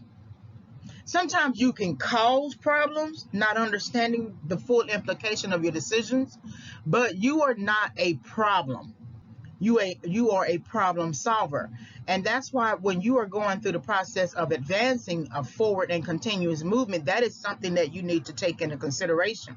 Because just because you overcome setback and get past the finish line doesn't mean that you don't have purpose. You still have purpose. You still have to go and look at your gifts and talents and figure out where you want to take them. It's what I tell students all the time, that your home education, your base knowledge is everything you learned when you were at home to college graduation. So now, where do you want to take yourself? Where do you want to take your head? Where do you want to take your body? And so once you overcome setback and you cross the finish line, you still have to figure out where you want to take yourself. That's why in restoration, recovery, that's the time too to begin thinking about where you want to take yourself. Of course, problems come small, medium, large, extra large, plus size. And people in the retail industry really understand this. They measure their target audience and tailor their solutions to a wide variety of people who can wear a small shirt, large shirt, or plus size shirt. You hardly ever see someone wear a shirt that is 2 times larger than their frame. You would think that there was something wrong with that person. So you wear the dress that fits, meaning that some people will get into things just because they tend to have a good way of processing the information, but really don't have any passion for it. So how many times have you heard people say, my mama wanted me to become a doctor, my family wanted me to become a doctor, but I really wanted to do this? Okay, sometimes you can be very good at something, have a skill for it, even have the talent for it, but you don't feel like it's a gift. And you have to respect the gift. And if it's not a gift for you, then you definitely should not do it, because anything that you don't respect, you tend to trash. You don't do well with. You are not kind to. You take it for granted. You rebound with. And if you are a problem solver, you need to make sure that you have the right tools and strategies and knowledge base in order for you to solve particular problems. Because every problem comes small, medium, large, extra large, plus size. So wear the shirt that fits. Wear the dress that fits. You should know your frame enough to know what it can wear and what it cannot. You should not be confused about the clothing in your closet when you get up every day and get dressed, right? So it's no different than the assignment that you have taken on, or the task that you have taken on. Do your skills and gifts and talents fit that task? Are they suitable for completing that goal? And if they're not, where are the gaps, right? So you want to wear the dress that fits you. You know, like I said, I'm better at teaching community college students than I am at teaching high school students or elementary students. That is not my dress. That is not my frame. And so those are not the clothes in my closet. And teachers will tell you there's a different way that you dress when you are teaching at the secondary level and you are teaching at the post-secondary level. And you can see it in the types of teachers, right? Even if you stayed at the secondary level, you looked at the English teacher versus the gym teacher. Is two different types of dress. The gym teacher is not going to come to gym class with heels and a dress, right? The English teacher should not come to class with jeans and tennis shoes, right? And some little tight t-shirt. Okay, that's not the proper dress for that particular goal of the day. Learning about that assignment is your next course. So if we're thinking about advanced being forward and continuous movement, you are learning about your assignment. And maybe you have learned about your assignment, but you haven't put in all the time to begin to develop your understanding of it. If you continue to get distracted and must retake failed tests, you will struggle to discover your assignment, your purpose, your reason for waking up, and the rationale you must give for living every day. You need to advance your understanding about why you are here, what you are supposed to do, your season for performing and completing the task, and how to pass the baton when it comes time to do so. And that's also limits as well. That you are not here to micromanage everybody and pull at something beyond your capacity. There is a time that you must give over the dream or give over the vision for someone else to manage, right? So that's why it's important to pass tests so that you can be a mentor to the next person coming after you. That's why it's important to know your purpose as you support a larger purpose so that you can pass purpose on to the next person. And then you need a reason for waking up. You need a rationale for getting up every day. There is a belief that masquerades as an assignment or calling, and you will find yourself on that path longer than the path you should be on because that belief is grounded and rooted in convenience. Anything that is convenient or will take a short time to complete is usually not the calling. It is not your assignment because your assignment takes extraordinary planning and preparation, humility, trusting God to manifest it after a time, and building the vision brick by brick. And so if you like convenience, if you like the short term, then that means you really don't have vision. You're basically operating with a personal mission statement, but not necessarily a vision statement. And so take some time to look at different examples of what a vision statement is and what a mission statement is. So your assignment is like a building to be erected, and contractors and developers will tell you that the higher you want to build, the deeper you must dig. The ground must be sufficiently prepared to hold the weight of a multi-level high-rise that you can see for miles. Your assignment requires study and the adoption of a mastery orientation. You must master what you will rule over later. So think about this. You know, how many times have you heard a real estate contractor say this, that the higher the building you want to build, the deeper you must dig so that the ground can hold the height of that building. Well, the higher you want to go in your dream, the longer it's going to take for you to develop, because you got to dig the right kind of foundation. That means you need to tackle areas in your life where you are still struggling with your attitude, with your thinking, with your mindset, with people pleasing, with loving people who don't love you, with falling into relationships without any real focus, with abuse, emotional abuse or physical abuse. There's so many areas that you need to address. You shouldn't get to the height of your success still struggling with certain things. No one should come out of the woodwork and say, oh, you did this to me. oh, you did that to me. A lot of times while you are a nobody, when no one knows your name and you don't have the pressure of people knowing your name, that is the time to address your situation. Address any situation that you are in.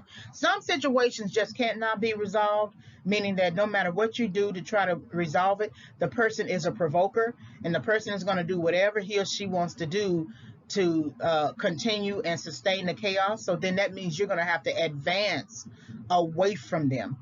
Sometimes you just got to pray for people from a distance. Sometimes you may not be able to reconcile, certain types of relationships you've had. That includes family relationships, because for where you are going, you cannot always take everybody where you are going. And where you are going takes a lot of focus and determination and grit and self-control and temperament and personality. And some people don't want to change from whomever they used to be. And that's going to distract you and push mastery so far away from you that you're just going to do whatever is convenient. And your assignment requires study and the adoption of a mastery orientation, meaning that there's a difference in the goal orientation scholarship.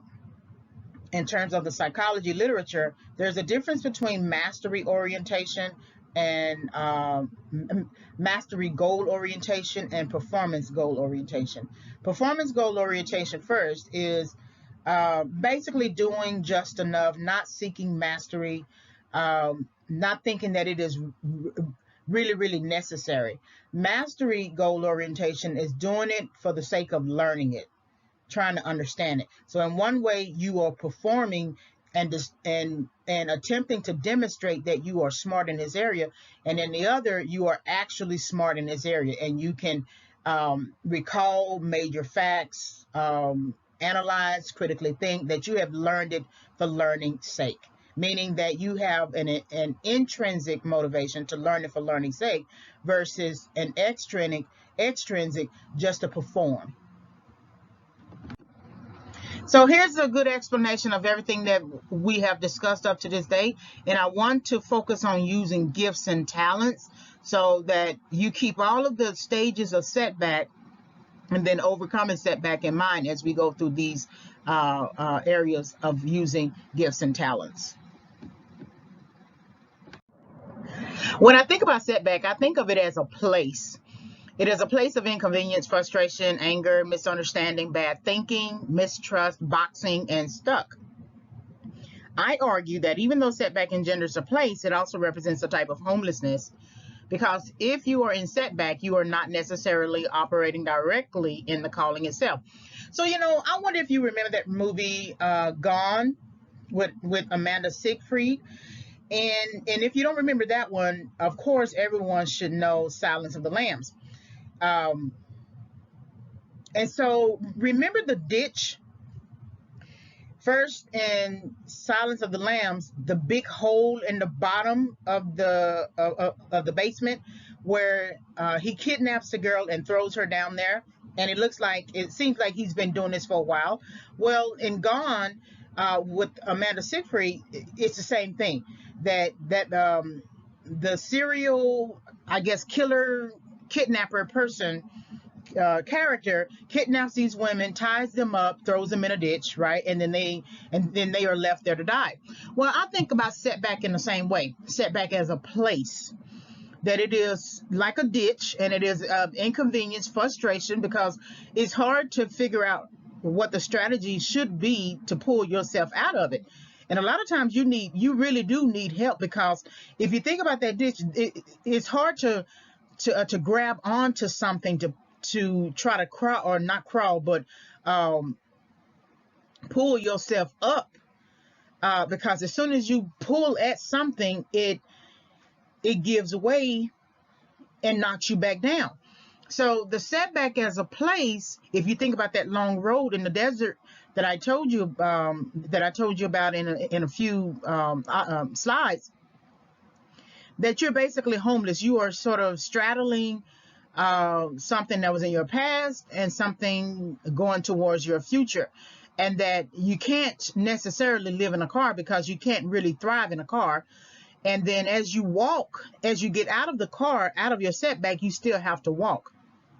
And so you're basically homeless until you can find a home or place that you can get help. And so the setback as a place, if you think about it as a place, it should be the type of place that you do not want to be in. If you have to move in with your parents, or if you have to move in with a friend because you lost your job or something like that, you honestly should not be happy about having to do that. You should be thankful and grateful and thankful for the mercy and for the grace, and do what you can to contribute. But that should not be a place that you're happy for, because it's not your place, and that makes you homeless. And so setback as a place should be like a place you plan your way out of. And there is a way. So if you remember with Silence of the Lambs, the girl could not pull herself up out of that ditch, right? So she needed to pay attention to the man and his relationship with the dog. And he favored that dog. He loved that dog.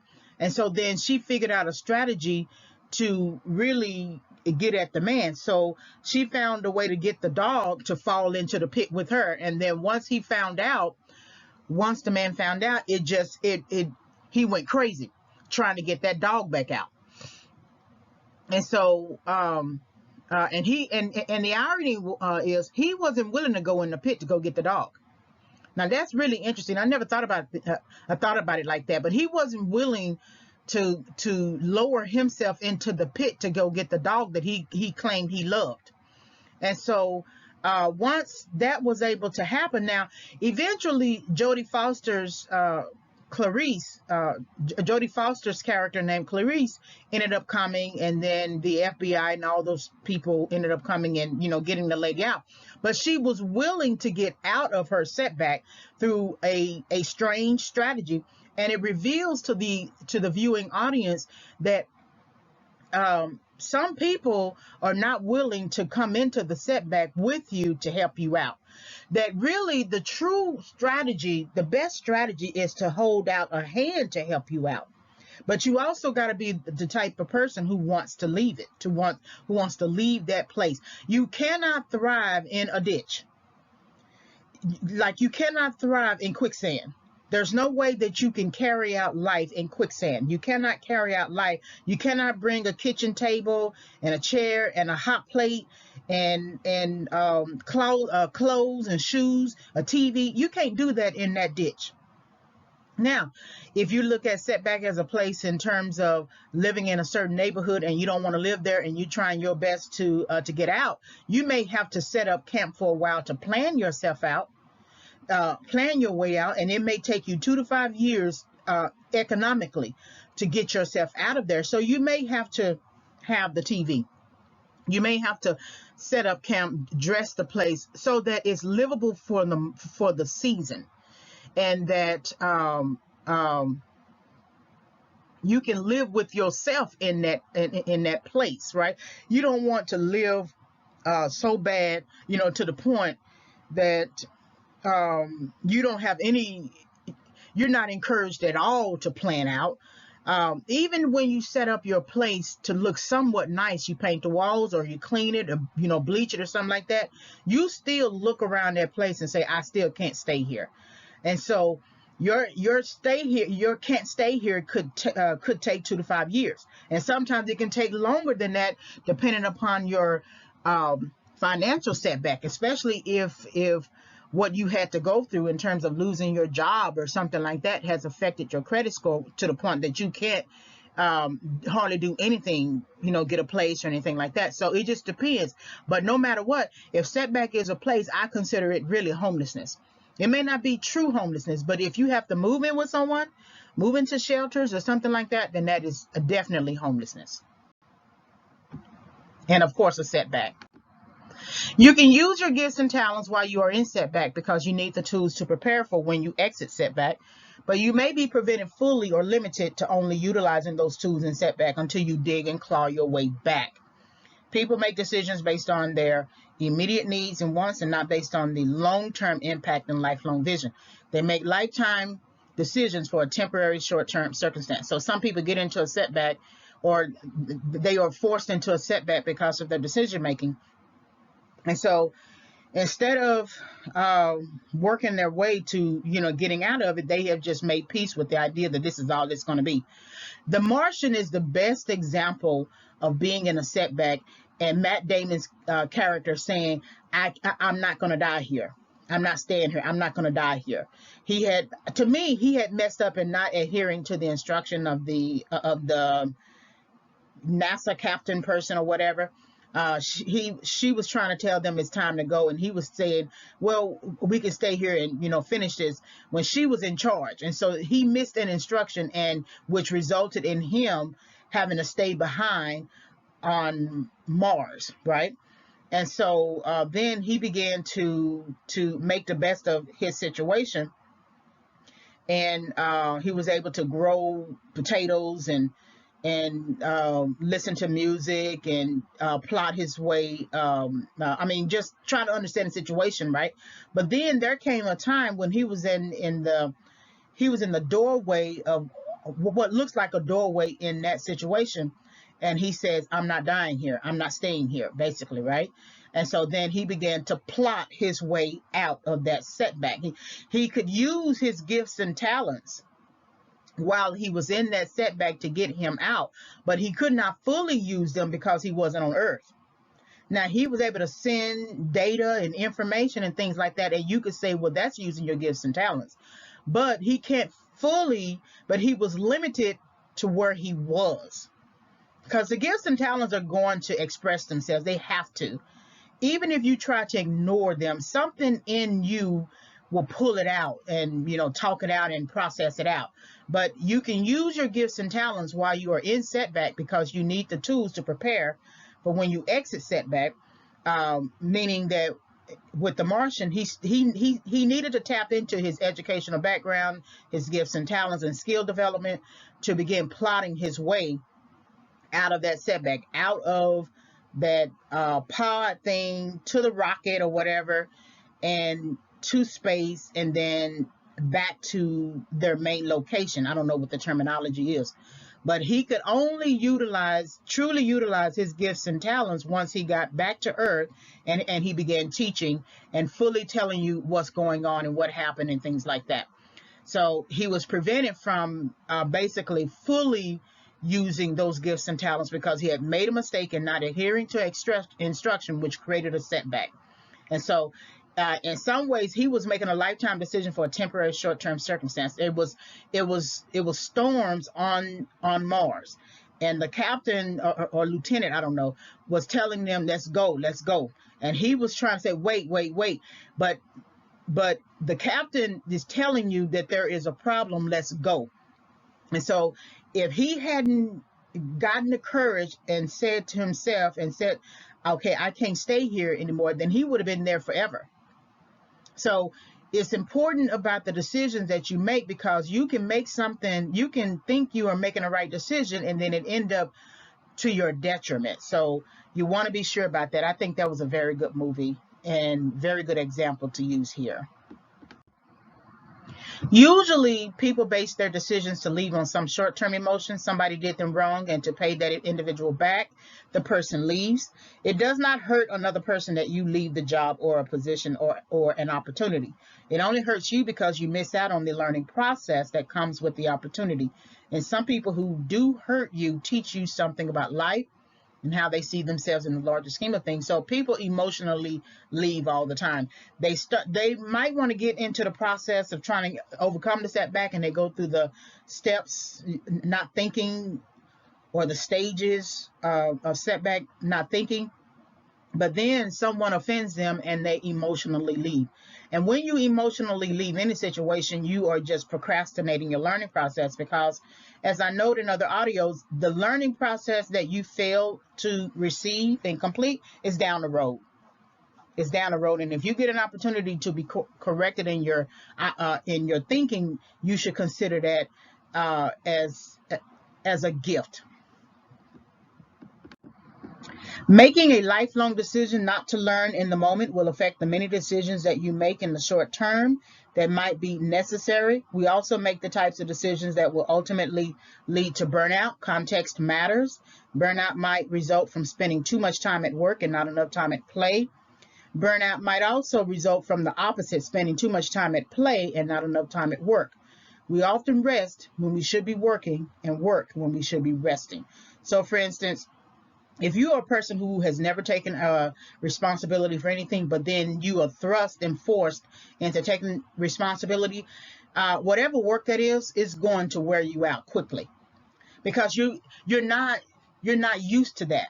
And so it's going to take a process to process you through the idea of work.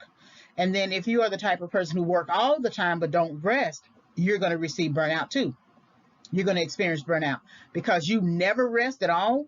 You need to make sure that you get some sleep, but you also need to make sure that you take a week off for vacation.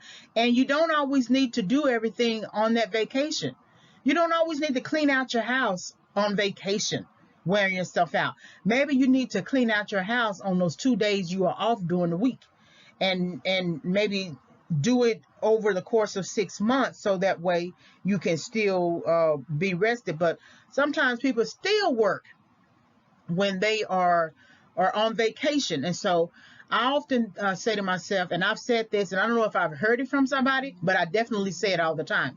We often rest when we should be working and work when we should be resting. Burnout requires that you overindulge your fantasies too many times, and to the detriment of common sense. Burnout requires that you go too fast, make too many moves without pacing yourself, and promise to over-deliver beyond your capacity. And so that really sometimes that really comes out of or results from people pleasing. People pleasers usually burn out quicker, but it's not as quickly as you think. They still do so much for someone else or for a group of people, and then their burnout comes quicker because they're trying to do what they're supposed to do, and they're trying to do what everybody else is supposed to do. You know, if you look at life like this, all your goal is just to provide the opportunity. You can't accept the opportunity. You can't provide the opportunity and accept the opportunity at the same time. You can't do their part. When I tell students, when I run into sometimes students who are struggling or whatever with their homework and don't want to get it out, I have to do this little spiel that I do all I'm supposed to do as the teacher, but I can't be your student. I can't be you as the student too. When I plan things, I can think of you as a student, consider you as a student, but I'm the teacher in this context. And so you got to, at what point are you going to be a student? And so sometimes I struggle with that as when I was a new teacher years ago, trying to make sure everybody get it and trying to do all I can to make sure you understand or whatever. Well, you got to position yourself to understand too. At some point, you're going to have to get your studies out. You're going to have to sit down, learn this thing called composition, and respond and do your assignments, read, etc. So burnout usually results when you over deliver beyond your capacity. That you should know your capacity and what that actually entails, and then don't go beyond your capacity, especially within particular types of contexts. You promise and promise and promise, struggle with your promises, try to make another promise on top of that initial promise, pull at something or somebody to help you fulfill that initial promise, demand of others to fulfill their promises so you can fulfill yours, make life inconvenient just to get within spitting distance of fulfilling that initial promise, pray that you can fulfill the promise, and fall flat on your face when you realize that you cannot fulfill the promise. And usually we honestly have that understanding at the very beginning. If someone is calling and asking you for money and you say, I can't afford that, that should tell you right there that you cannot fulfill the promise. What we do is we say we can't afford something, but then try to find a way to afford it. And because we don't want the person to hurt or fall on their face or something like that, but sometimes they just may have to fall on their face That's not being mean, because you can't afford it. You can't give away your rent. You can't give away your mortgage, right? And so that if you give away that money, you're giving away your livelihood. You're giving away your shelter costs. And if they have to turn around and ask you for rent and for mortgage, part of their mortgage, that lets you know they're not good with their finances. Because why would they get a house if they can't afford it, right? Sometimes situations happen and the mortgage rate is raised, or the amount that you have to pay is raised, right? Okay, that may be a little bit different because you weren't expecting that and your job doesn't really cover that. But someone shouldn't have to ask you for their rent or their mortgage every month either. So you want to be careful about how the promises you make. You need to know for certain that you can fulfill that promise. And it can't be to the detriment of your finances or your mental faculties or your time, or like some people, promise, okay, I'll take care of your kids over the weekend, but then you get to the weekend and you had such a hard weekend, you're tired.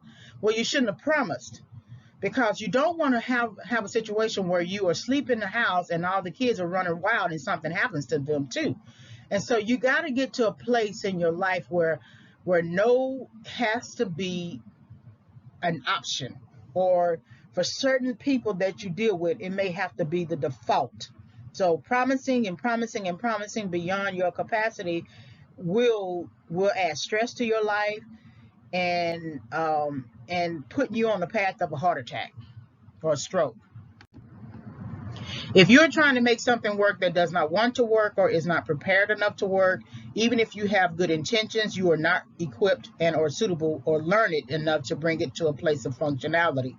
This means that you are dysfunctional, and everything you touch will suffer under a misguided understanding of how something should work. So again, I go back to the entry-level positions, putting in the paying your dues. A lot of times people will try to move themselves up beyond their functionality, and then by the time that they get to certain contexts and levels, they don't have the requisite skills and knowledge, and they don't have the requisite record of success. But then they try to make something work based upon whatever understanding they have at that time. And the thing is that when you try to do that, it's going to affect everybody around you. So if you are not the type of person who does stuff on time, then it's going to affect the timing of everybody else. And there are certain situations that timing has to matter. If you have to meet a deadline to send financial statements to the SEC, or if you have to meet a deadline for a loan application, a business loan application or something like that, if you have to meet deadlines for certain reports that you have to turn in to your manager, and your manager has to have time to go over it to turn in to the director. Okay, timing is important. You can't be a person who doesn't appreciate time. You can't be a person who says, well, I'm gonna get it in, don't worry about it, I'm gonna get it in. That's not gonna work in certain types of contexts.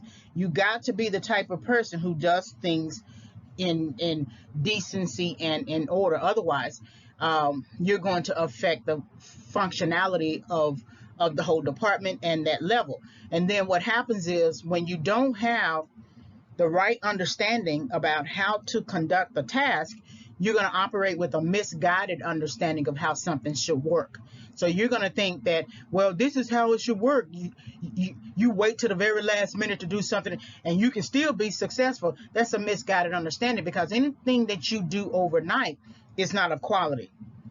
I had to learn this the hard way, and I didn't learn it really until I became a teacher. But I used to write my papers. There were some papers I wrote and used all of my timing to do it.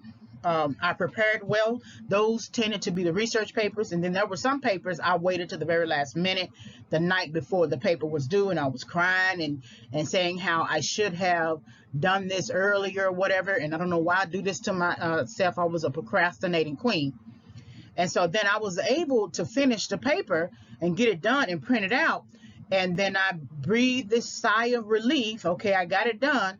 But that wasn't quality. I didn't learn that until I started looking at my papers for a book I wanted to write. And then when I began teaching and reading papers and things like that, I realized that what I was doing at that time was just not the right thing to do.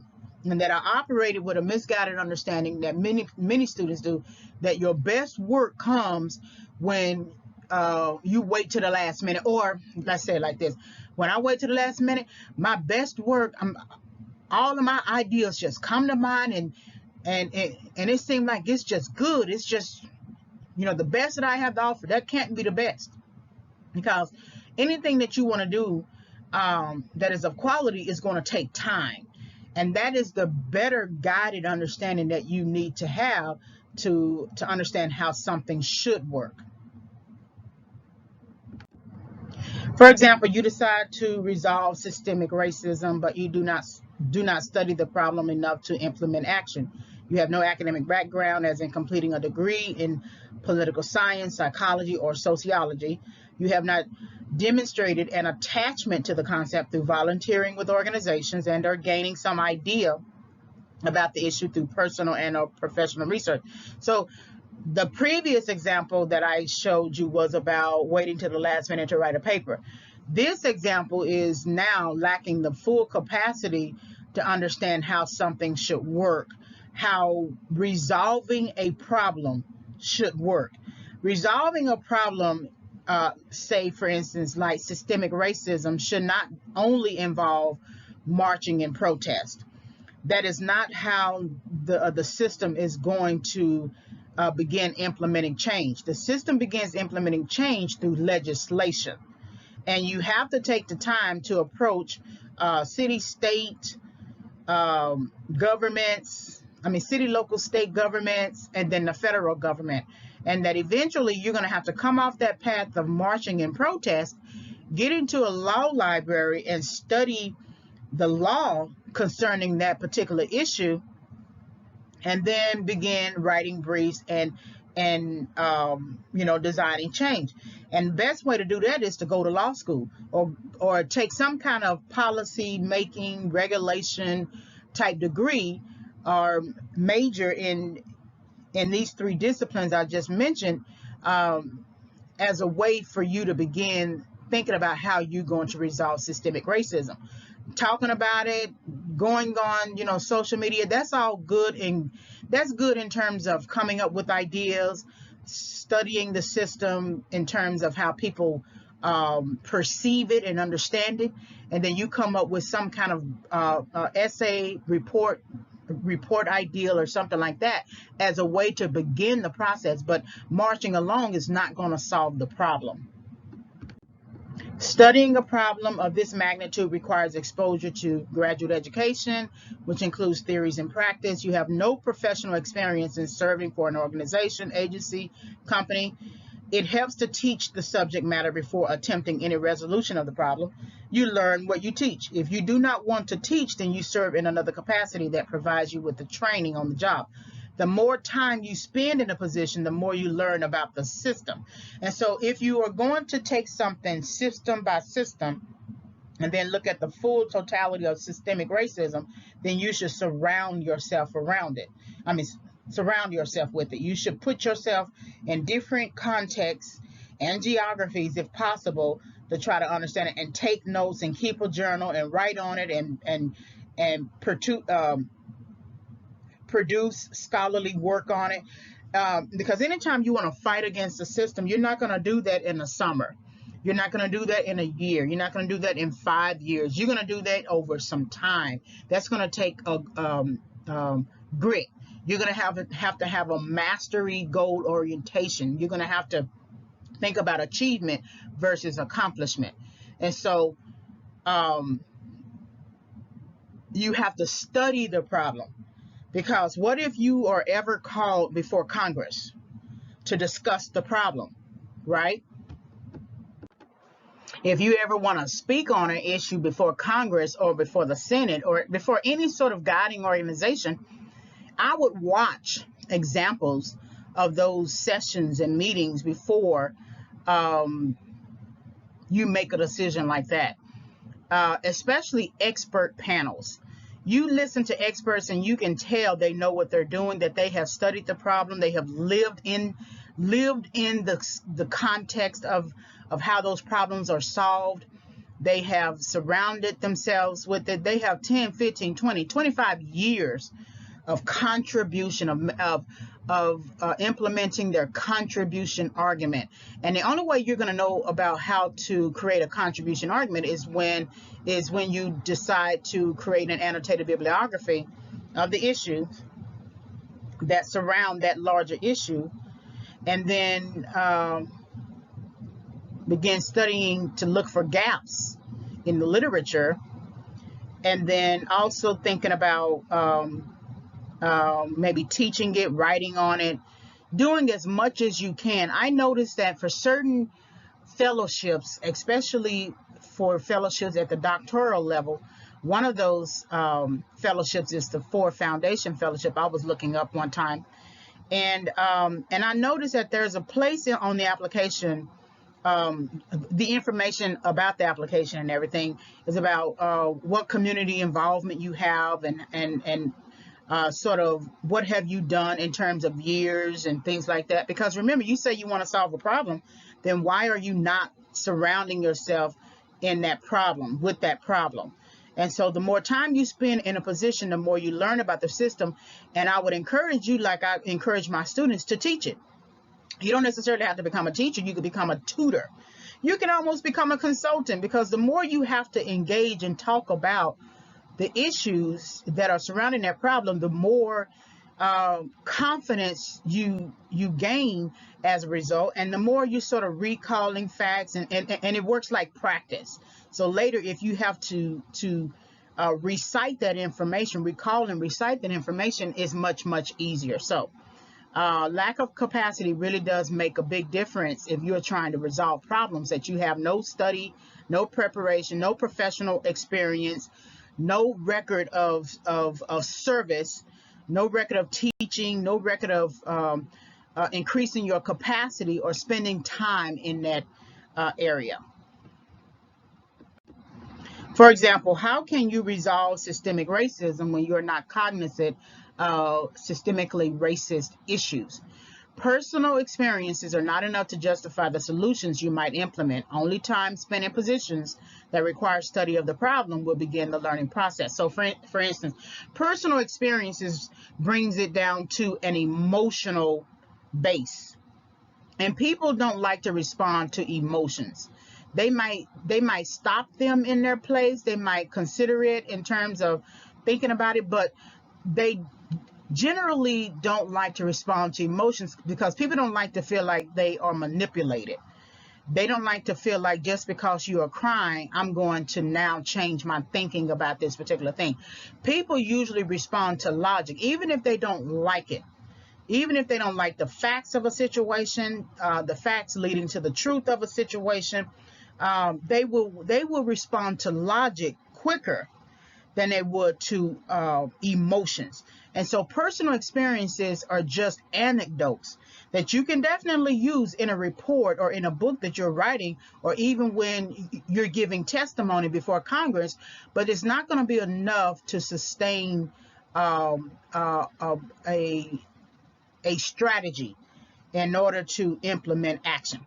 You do not have any budgeting, supervising, scheduling experiences, which is required of leadership. To study a system, you must understand how the system works, its functions, and the places where it is dysfunctional. And there is a way. So for instance, right now we have this thing going on about police using chokeholds, right? Or police using their knee on someone's neck, or police spending too much time on somebody's body while it's in the prone position. That's a gap. That's creating a system that is part of the system that is dysfunctional, because anything that you do to try to take down a perp shouldn't result really in their death, right? Especially if you are using the right tools. So for instance, in a current situation that's going on right now with Dante Wright, there's the officer yelled taser, taser, taser, but she pulled out her gun to shoot him. and she's claiming that she didn't know that she had the gun in her hand and thought she had the taser. And then police experts come out and say that you usually pull with your dominant hand. So if your dominant hand is the right hand, that's where your gun would be, and then vice versa. And then the taser will be way on the other side. And then there have been pictures of what a gun looks like and then what a taser looks like. The taser has is yellow colored, right? Neon colored or something like that. And the gun, of course, is black. And so when police officers do not know how to use their dominant hand to pull the right tool to take down the situation, that becomes a problem. And the person who did that, the officer who did that, was actually a supervisor, I think, and she had been on the force for some 20 years. So how is it that she doesn't know that? So that's what I'm saying. So you have to study the system. You have to begin looking at instances of officers claiming that they have one thing and really using another. That's creating a dysfunctional system, and then you begin to record those instances of use of chokeholds or what. So you are gathering your evidence, and what it is that people don't want to do that. It takes too long. They want the problem solved now. Well, you could make somebody do something based on emotions, but are you going to be able to sustain that? You can get out there and march all day long, but are you going to be able to sustain that? So you got to study a system. Studying a system is going to take a much longer time than merely marching in a summer.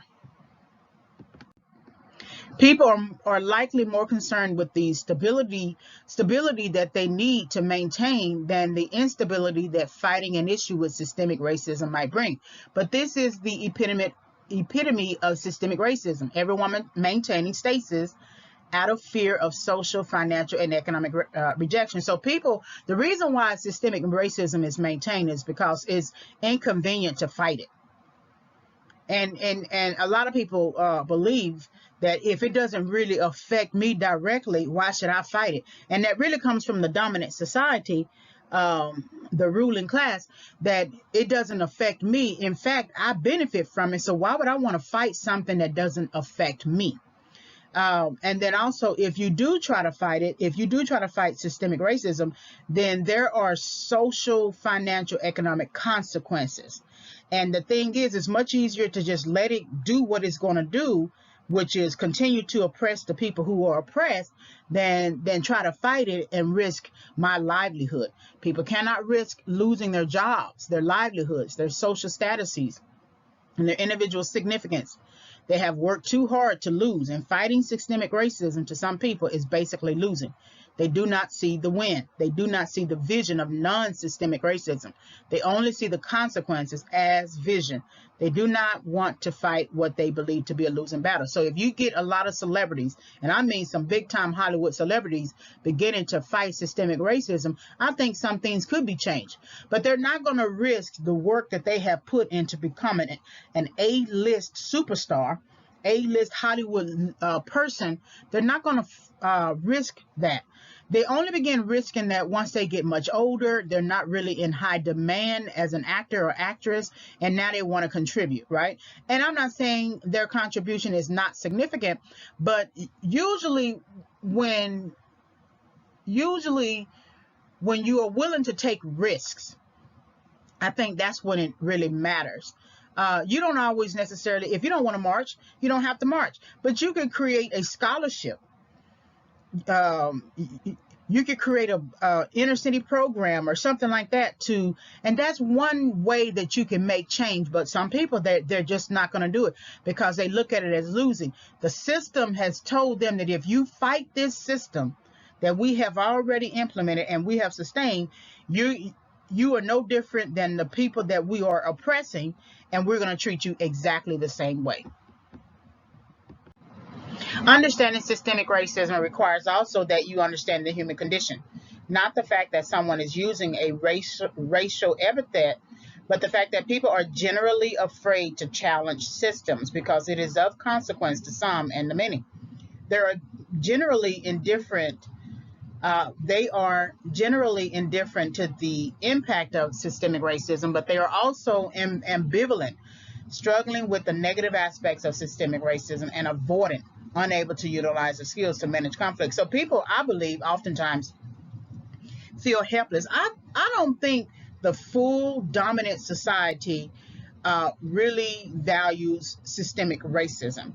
I think they are scared to fight it, and that they have leaned so heavily on minority populations to fight it, and so that if they're fighting it, why do we need to fight it, right?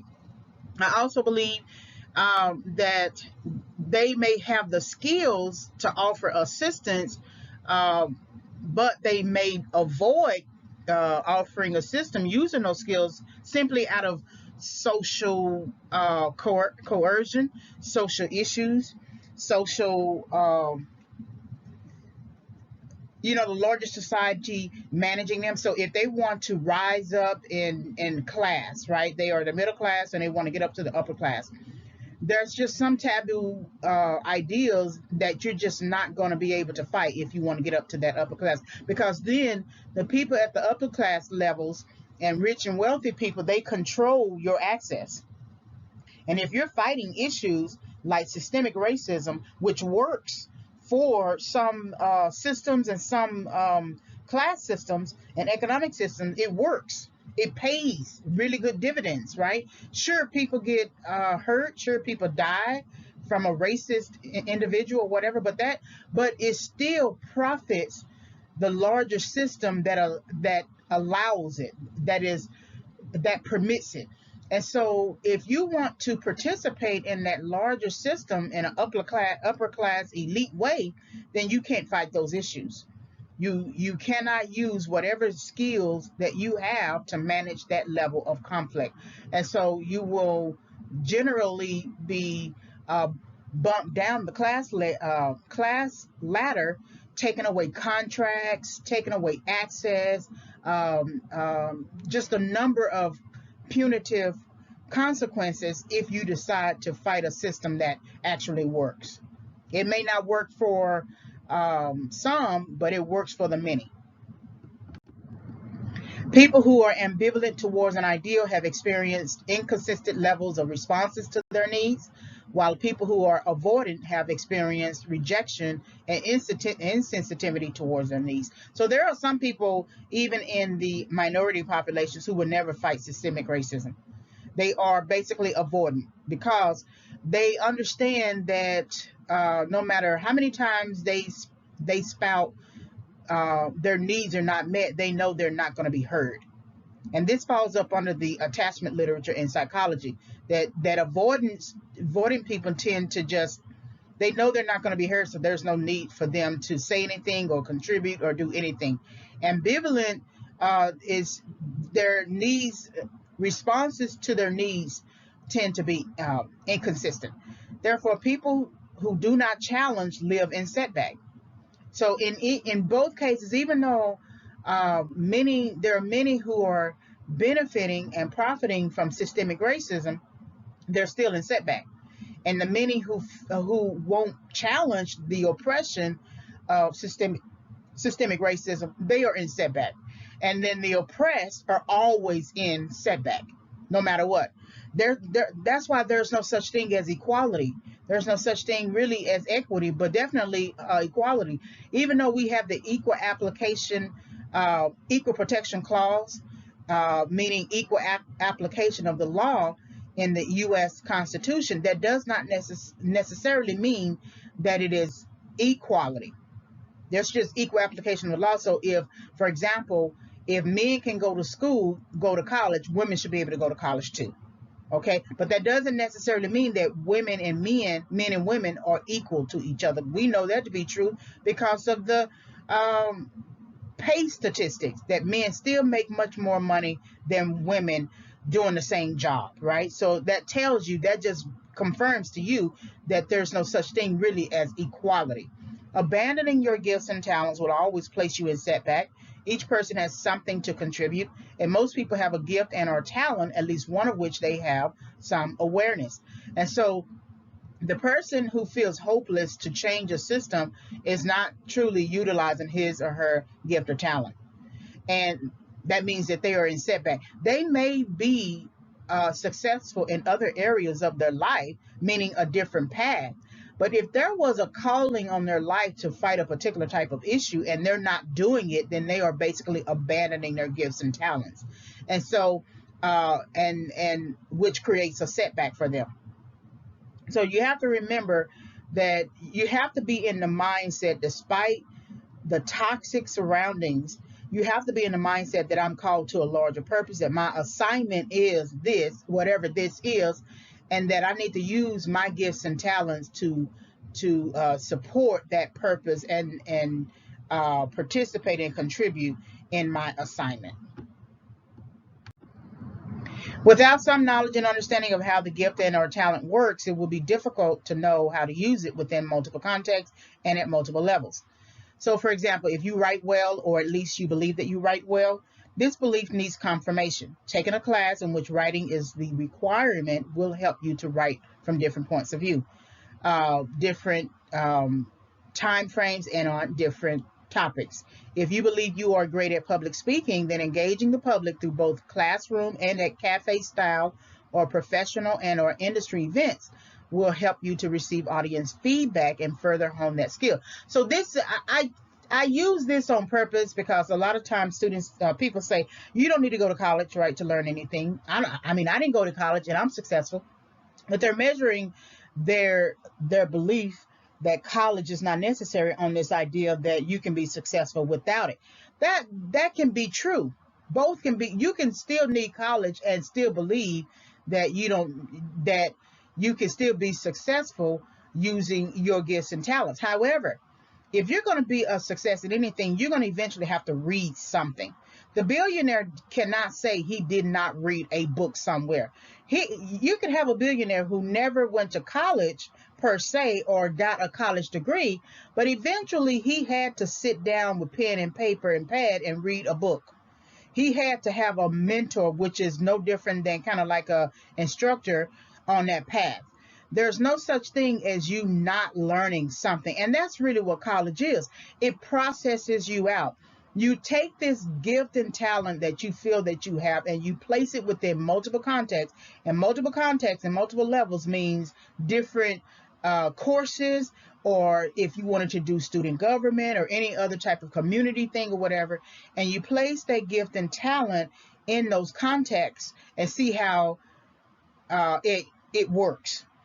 So you say you write well, then immediately you're going to receive a challenge to your claim about yourself, because you think you write well, and you thought because you wrote well in high school that you're going to and got good grades in high school. You immediately think that understanding translates to college, when the way we teach writing in college is completely different from the way we would teach writing at the secondary level, and there are different criteria for what you need to meet, and it has a lot to do with accreditation standards, state-based standards, Department of Education standards, federal education standards. Those are different, and then departmental standards at the college itself, the school of whatever that department falls under.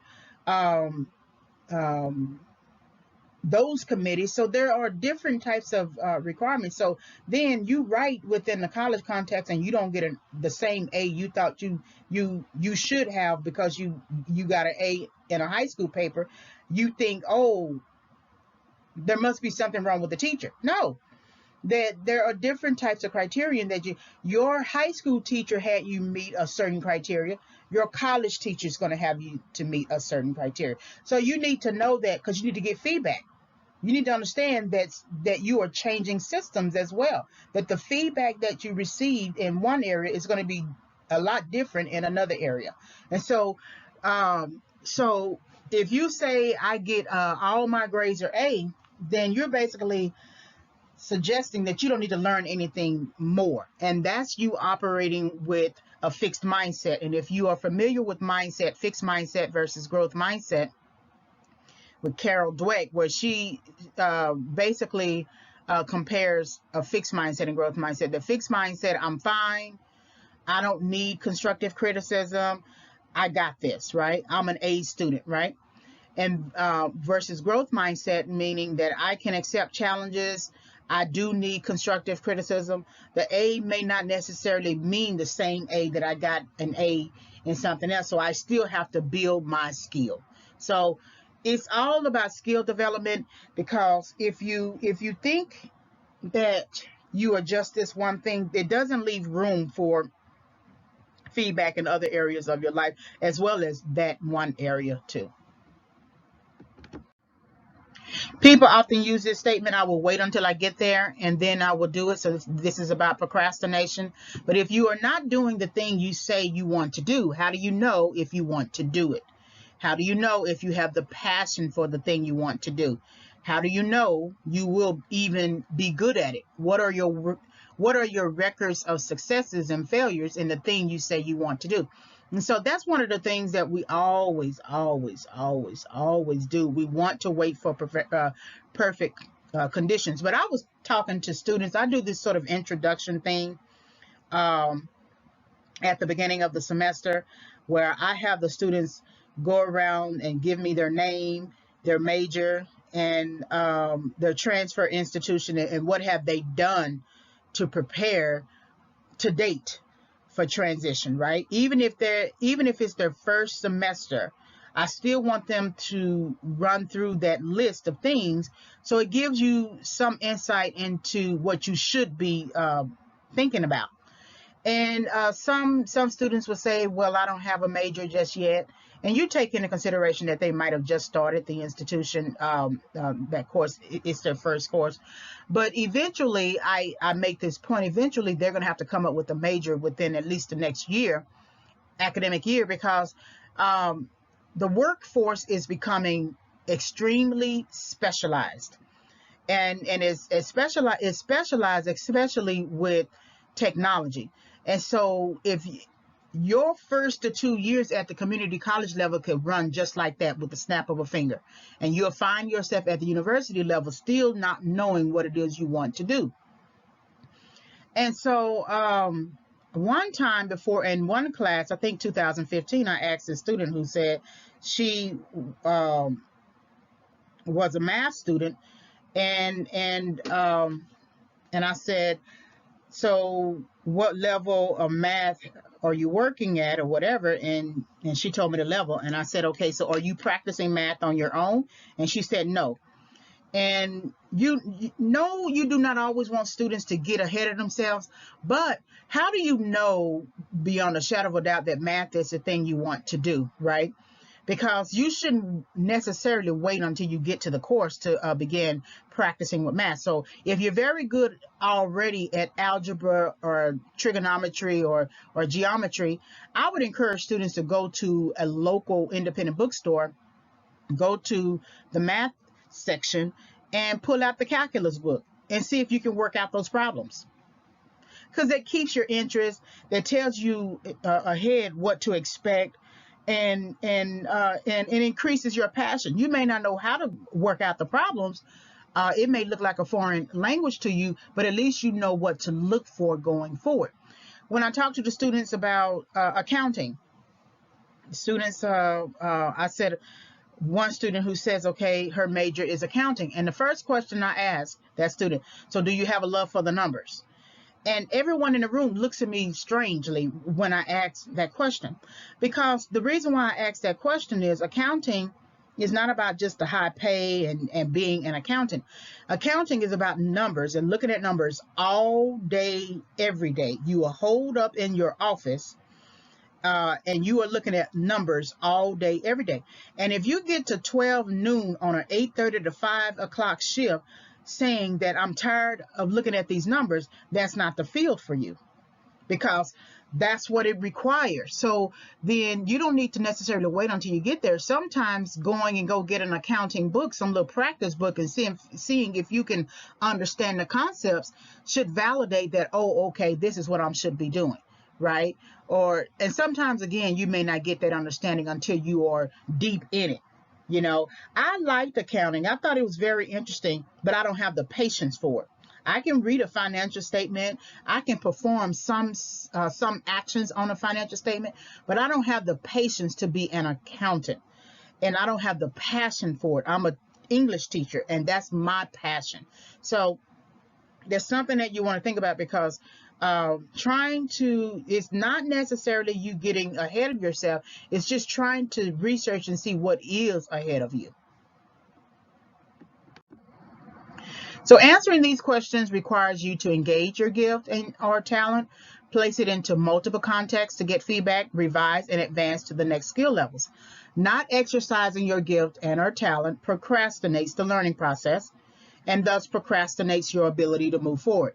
When you do not move forward, you become stagnant, and stagnancy leads to failure. And that's what you want to look at, because you have to aim to win. And so procrastination keeps you from that aim. And the more you procrastinate, the more you become stagnant in the thing that you're doing. A lot of times we procrastinate in one area and don't procrastinate in another. And so then in the other area that we're really not supposed to have true success in, we just stumble into having success in. We give all our time, we allocate all of our efforts. But then as we continue to walk on that opposite path, we don't feel the same kind of passion that we felt when we were going on the other path that was slower. But the slower path did not net enough money. It wasn't fast money. It wasn't consistent money. You didn't know if you were going to get paid, that kind of thing. But you shouldn't base every decision you make either on money. And so you should make sure that you are on the right path, because otherwise, when you do decide, if you choose a different path, it creates a setback. And when you do decide to go back to the original path that brought peace to you, you're still going to have to go through all of those processes that you skipped or that you ignored and abandoned, and still go through all those processes and work it out. And you're going to compare the two and think, well, I did this over here and I got success. That's not the same thing. That what you were supposed to do on path A, and taking a longer time going the narrower way, is completely different from what you did on path B, which is the broader way. And people will throw anything at you on the broader path. They would throw all types of money and successes and access and things like that, because they have other agendas themselves. But when you are on path A, the real path you're supposed to be on, that's going to take a lot more time, a lot more skill development, mastery orientation, pursuit of rather, and development of the passion. And then, of course, sustaining your contribution. It does not matter if you are successful in other areas of your life. If you are not successful in utilizing your gift and our talent, you are not a true success, because you are not successful in using something that has a natural component. Anything else you use in place of it, is a synthetic alternative that will likely run its course before you are finished with it. So you will feel the burnout of that feeling of being on path B, because you just don't have the same attitude towards it. Just doesn't seem to be what it was for you in the beginning. It doesn't seem to be the relief or the catharsis or whatever. Whereas when you were on path A, it was slow, it wasn't making enough money, but you felt the sigh of relief as you passed multiple levels. It made you happy, it made you smile, you got feedback on it, good feedback on it. You were just preoccupied with the money. And whenever you are preoccupied with the money, you will always struggle with sustaining your contribution, because there are a lot of people who are in positions with really good paying money, into the six figures, and they are unhappy. And you would think to yourself, well, you got this mansion and everything, and you got this big corner office, and you got this good paying job, six figures. By next year, you should hit seven figures. Why are you unhappy? Because it's not something that you really wanted to do.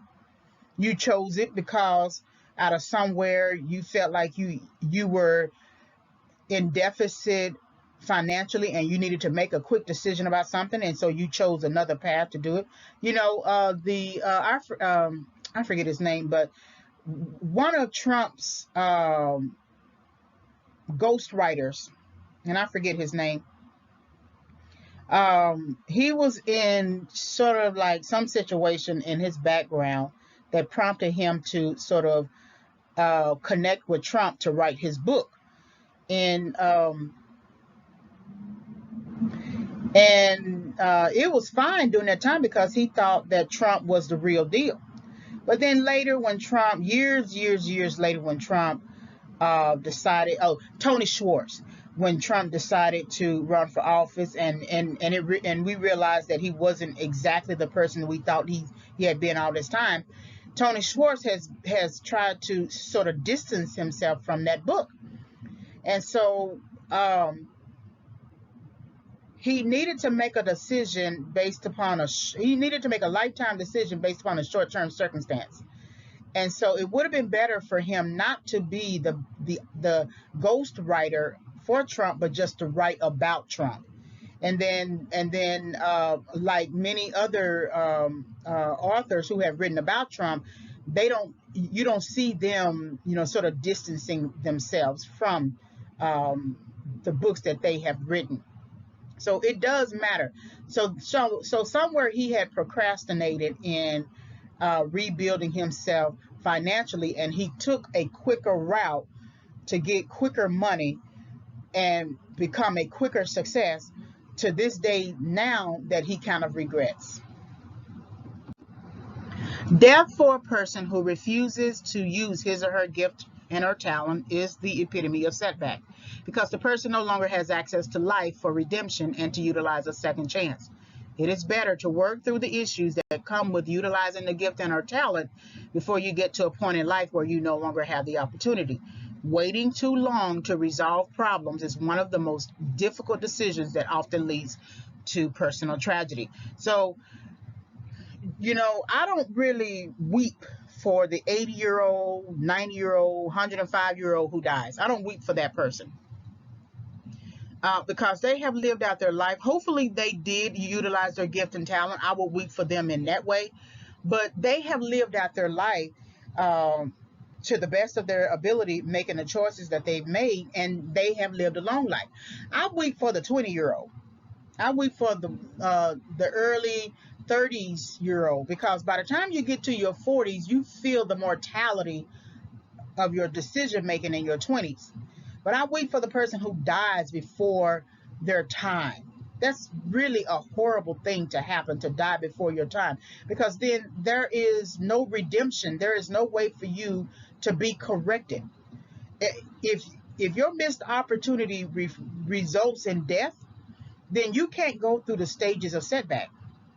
You only have that missed opportunity, so you can't go through punishment, pain, correction, recovery, restoration, and advance.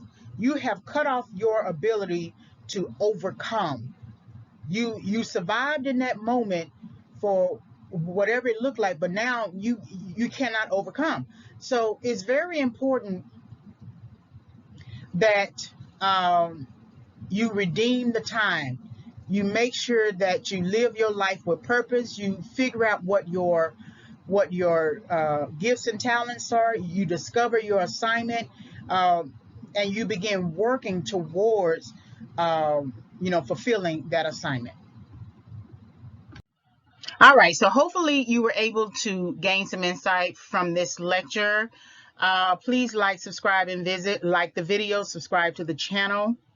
You can visit my website, reginayfavors.com. You can always send me an email. Please purchase the book when it comes out. It's going to come out approximately August 2021. I needed to make some changes to it and do some final editing. So the book title is Overcoming Setback, 5 Keys for Entering and Exiting Correction. Thank you for listening to this audio. Have a great day.